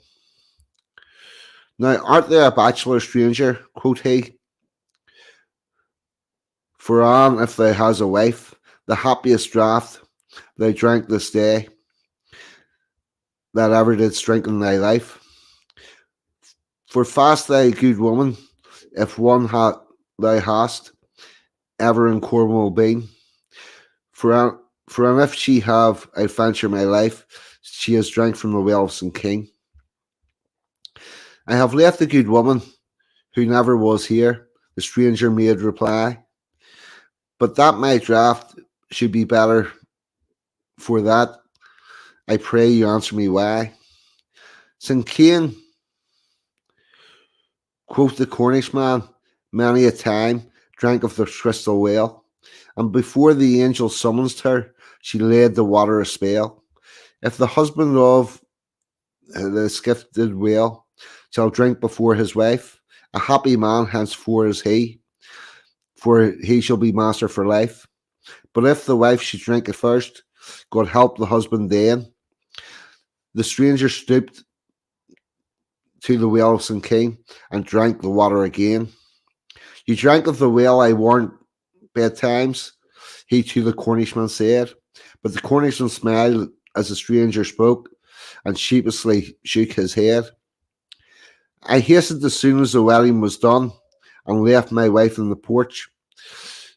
But if faith she had been wiser than me and took a bottle to church. So there you go. There's a Welsh version of St. Patrick and a reason for women to barang their husband if they have drunk from the well first. And I'm going to have a quick look in the chatty poos.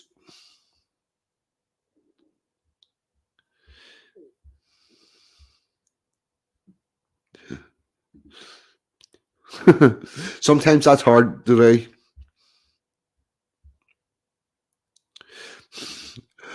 Oh, I don't think Megan needed any special things. See,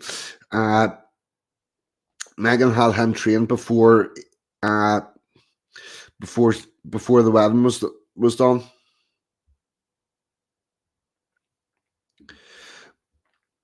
There's 2 or 3 stories, Billy. One version, he was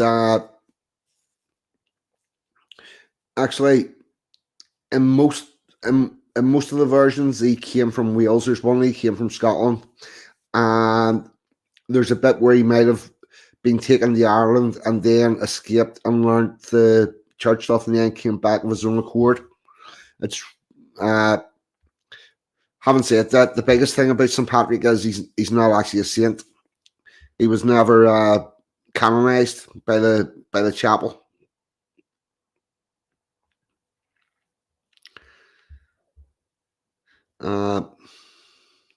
There we go. And with that, we're going to have our next bit of, how long are we going? 142. Yep, we're going to do our next bit of entertainment.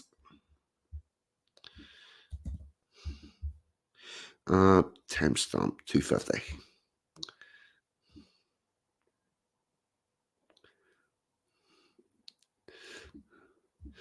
Right, here we go.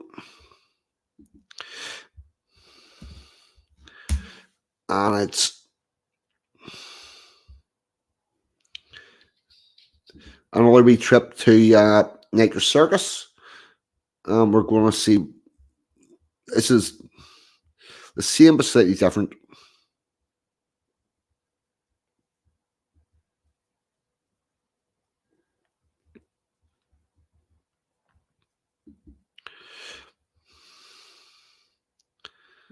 Right.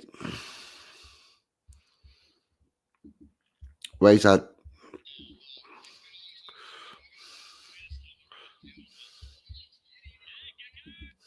Right, here we go. Back to StreamYard's share screen. Share screen. Chrome tab.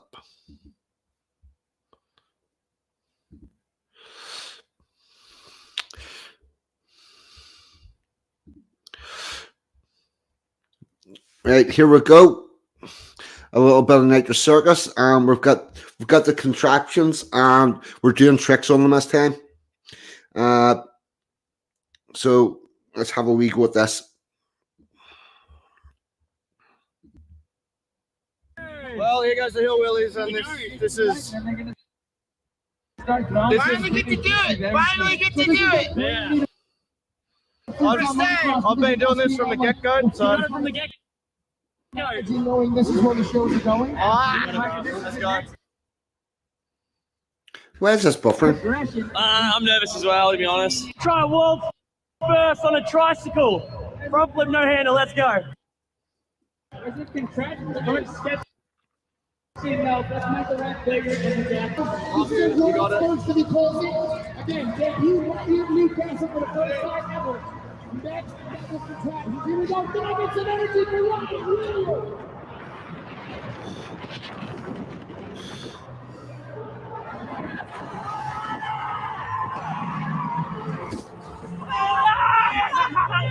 Yeah, let's go! I need to take my hands off, but I won't grab that. Yeah.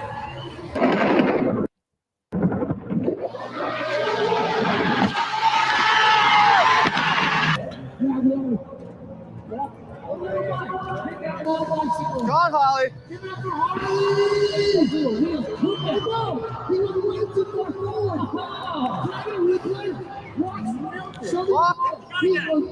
What do you reckon?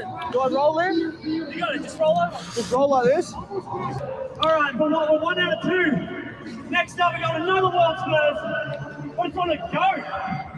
And the man Gecko is going to hug a front flip on this goat to get louder Newcastle. Here we go, people. Front flip on a goat. Do you reckon he's going to do it?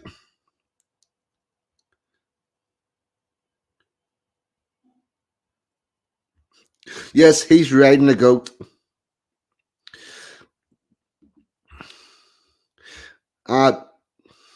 Sansom, they're just wee kids' tricks and shit. It's absolutely nuts. Here we go. Front flip on a goat coming right up.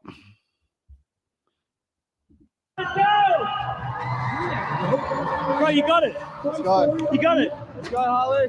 Harley. You got it, bro.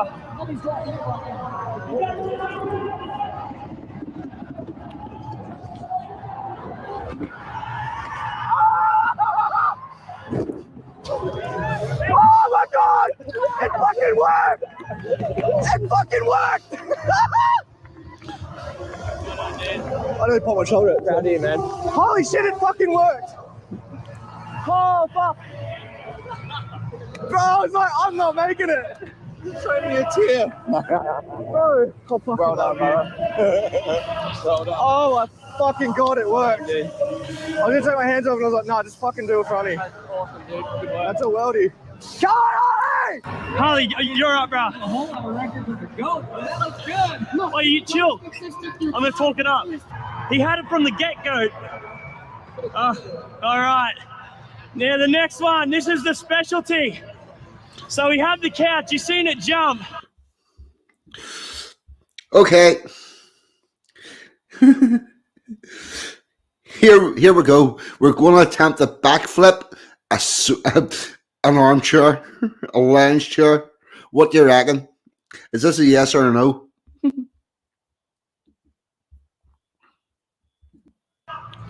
But Harley wants to take it to a new level. Hey, you're right. Harley, how you feeling? I got no words for what's going to happen right now. I'm scared. Who wants to see the couch do a backflip?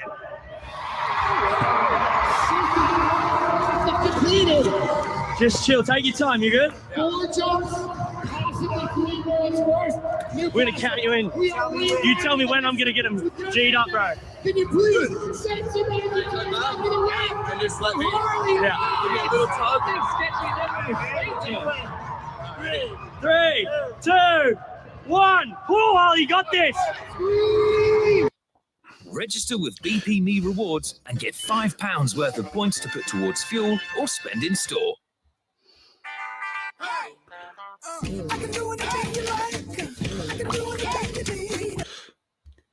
Here we go. We're back on. Harley.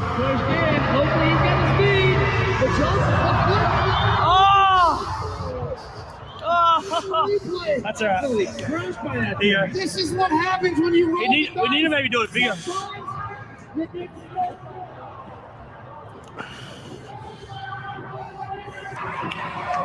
Huh? No. Just right. Yeah! Did it. That looked crazy to see. Don't worry. Great success, I'd say. 2 out of 4. Yeah, Gecko! There we go. That's that's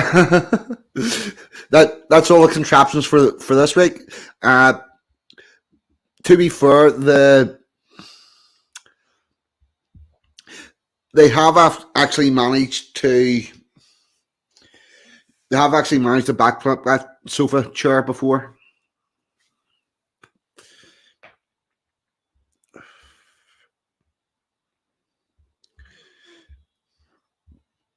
Right. One second, I just need to cough.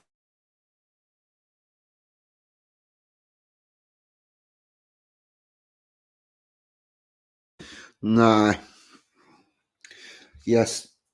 Have a quick check. I think there's only one other thing I was going to cover tonight. Yeah. This will only take a couple of minutes, but it is quite important.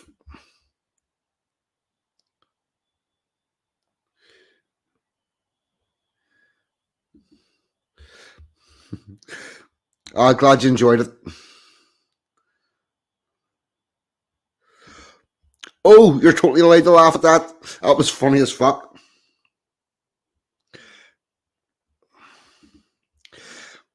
Yeah, they have. We've seen the one with the shopping trolley. We're trying to get it back.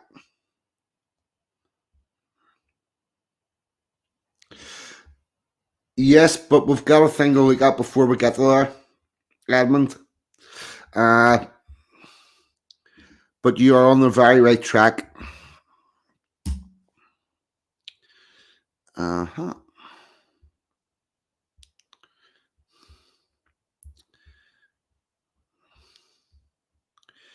Right. Here we go. Share screen.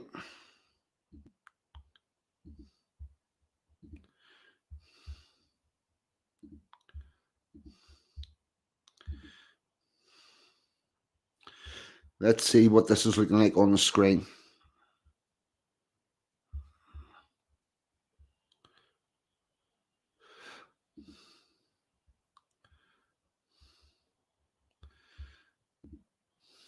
Yeah, I'm going to need to make that a little larger.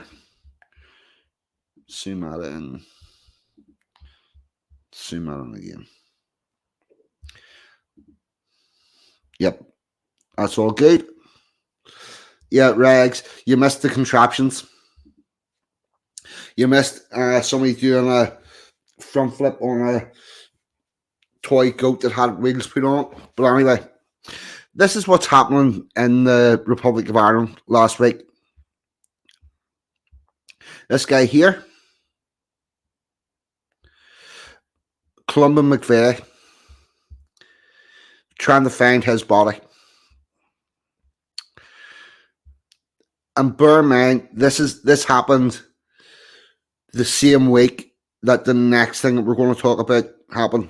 The first day of a sixth search for the remains of a man the IRA abducted, murdered, and secretly buried almost 50 years ago has ended in County Monaghan. Columba McVeigh is one of the so-called disappeared. Investigators are at Bragan Bog near Evanville in County Monaghan. I'm going to take a wild guess that this might actually made the news in the Republic of Ireland. There have been 5 previous searches of the area since 1999. However, the search is taking place in a part of the bog that has not been excavated before. 2 mechanical earth movers have been scraping back the top of a 2-acre area within Ballinbrog under the watch of forensic archaeologists. The dig could go on for a number of weeks, but experts are convinced Mr. McVeigh was secretly buried here in 1975. Mr. McVeigh's brother, Oliver, said the family have had 5 disappointments in the past, but they are trying to remain hopeful. This time, for some reason, gives me some added sort of hope to know it's close to where it was before, he said. We just have to wait and see. And there's a picture of the bog and the digger and the guy's brother.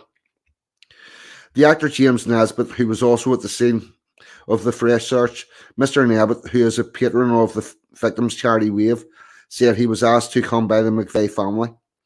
It's horrific that the family is being made to suffer, he said.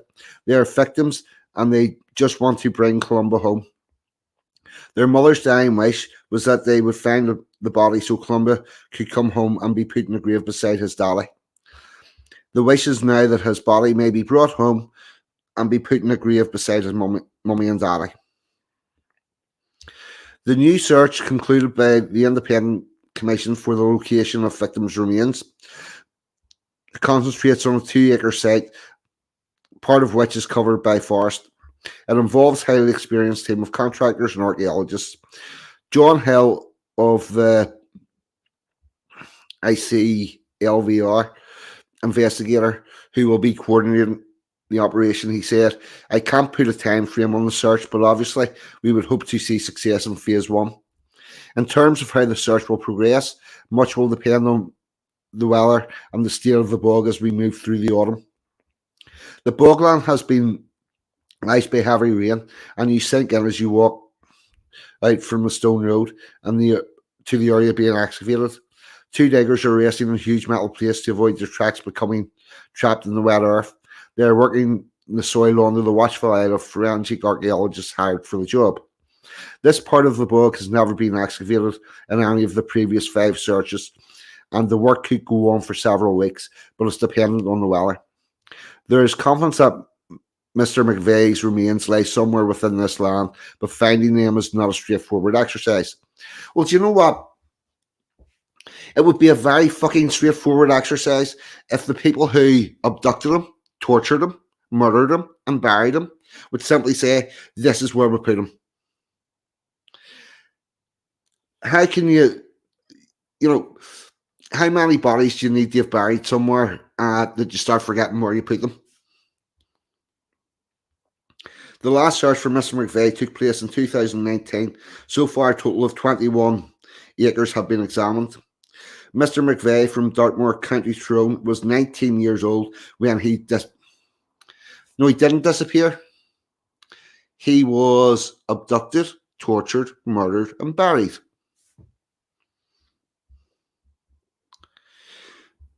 Jeff Confessor, the ICLVR's lead forensic investigator, said, we would not be searching unless we believe that there was a credible reason for doing so. We remain convinced that Columbia was buried in Bragan Bog. The fact that we have not found his remains after a number of searches is deeply disappointing and frustrating, especially for the family. There's a digger in doing its work. Oliver McNay again appealed for anyone with information to come forward and said he was not going away. I will keep fighting. It's more for my mother, who always wanted this to happen and made me promise when she was dying that I would make this happen. Mr. McVeigh is one of 4 unsolved cases being looked at by the ICLVR. Other victims still to be located are Joe Langsky, Seamus Maguire, and Army Officer Robert Norak. So,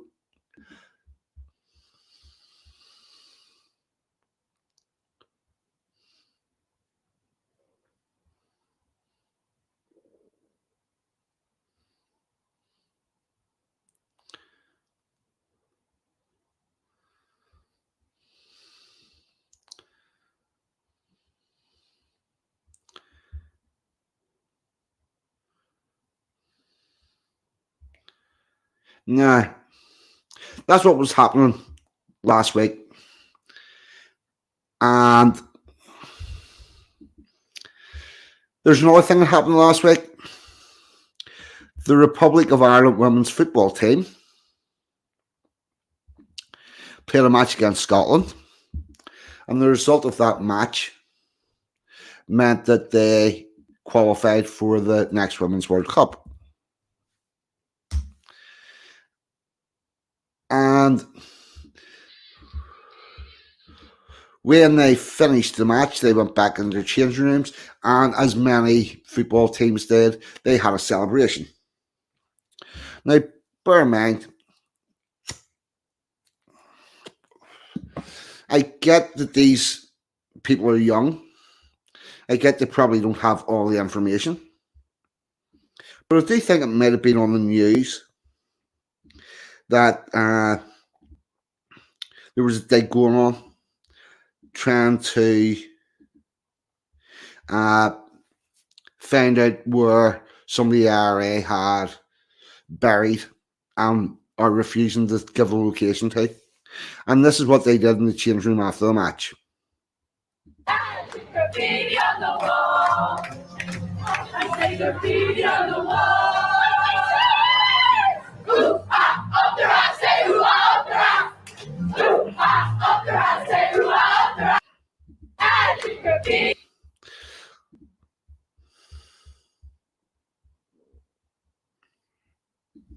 Like that makes a fucking difference.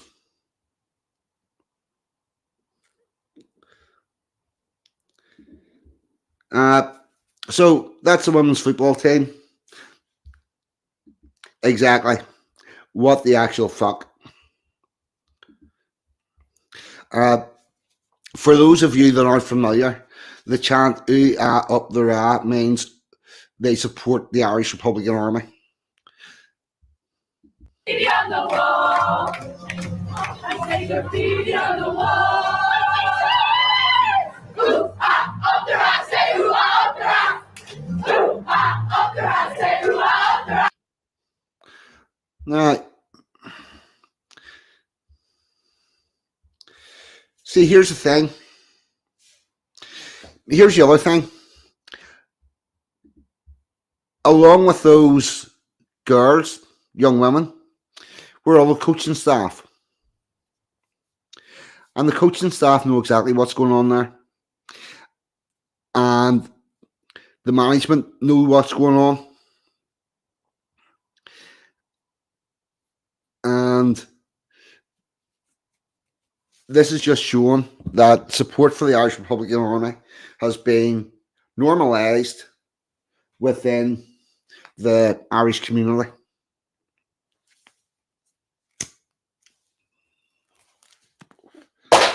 Oh, fuck, I'm dropping things and everything there. But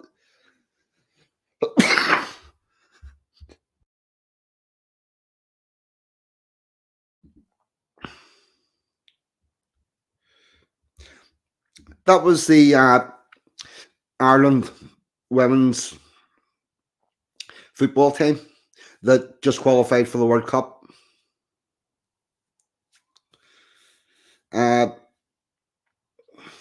So, yep. Oh, I 100% know it's always been there.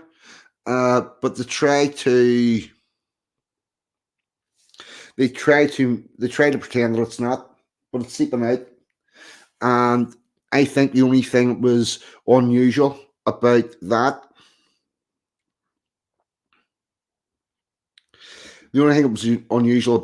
is that this time the video got leaked out and people got to find out about it. So I wanted to at least cover it and bring some attention to it. And I'm sorry to end the stream on a bit of a downer, but that's pretty much where we're at. It's very deeply disturbing. Well, right, there's no chance of them getting banned. But I'll tell you what I would like to see. I would like the Irish Football Association to take everybody involved with that team to the site where they're trying to find the dead body, the body of somebody from 40 fucking years ago, and let them help with the hunt. And maybe then they might understand that what they're actually shouting about. I think that's probably the best punishment that they could get. It might actually bring it home to them what they're shouting about.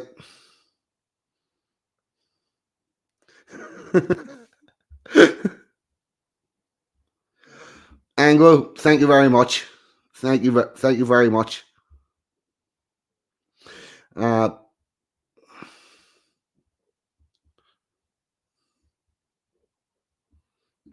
This is exactly it.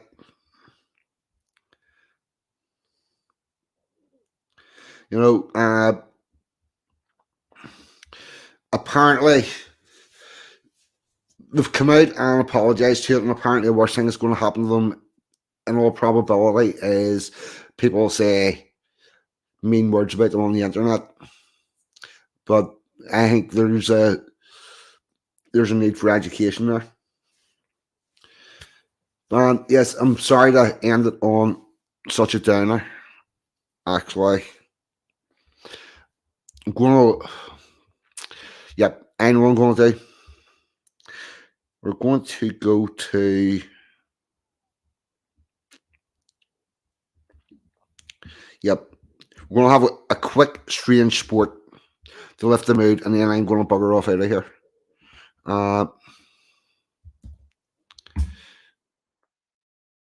Get this up.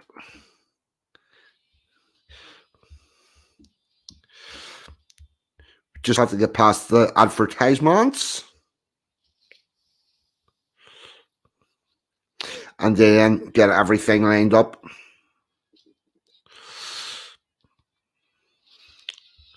Just check the comments. Yes, I found her. Right. What did I? Yeah. Hold on. 1 second, I'm just finding a video.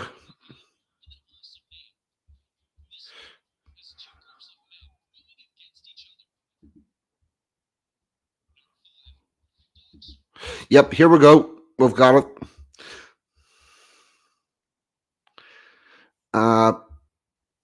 Get this shirt. Here we go. Something to present. Share screen. Chrome tab. 10 most unusual sports. Sure. Here we go.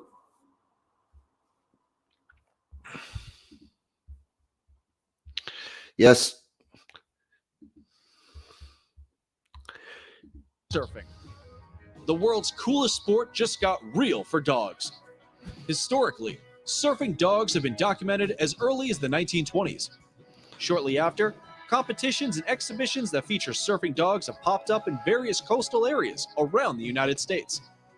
Dog surfing involves dogs that are trained to stand on a surfboard, either alone or together with their human companion. Once they've been paddled out, their human counterpart waits for the perfect wave to come around and off they go. In dog surfing competitions, judging criteria may include the dog's overall certainty on the board, wave size, and ride length. Number 4. There you go. That was just a wee quick thing to brighten everybody up.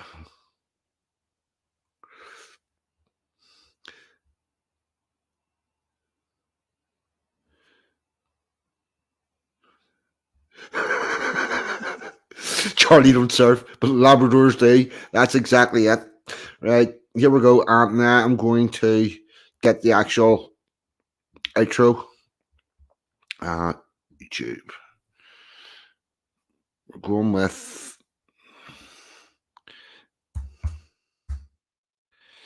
Yep, this one. The old favourite.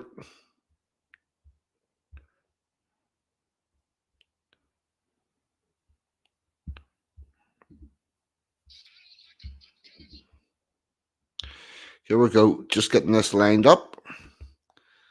StreamYard. Present. Share screen. Right.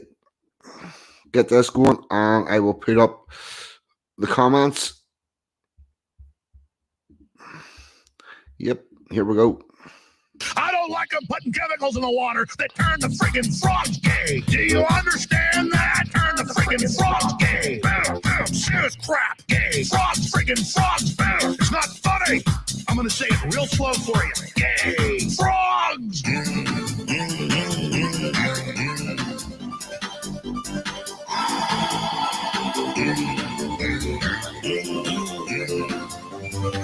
Won't you fight for your life?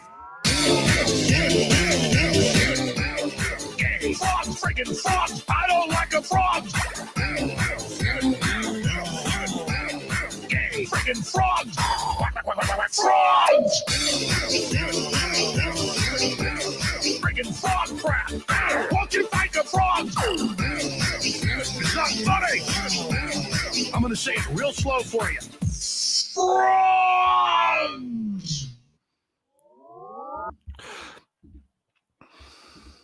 Okay, people, I've been 42. Roy was right. Always excellent as well. And you lot have been fucking excellent as usual. Thank you very much. Good night. God bless. And I see you all next week.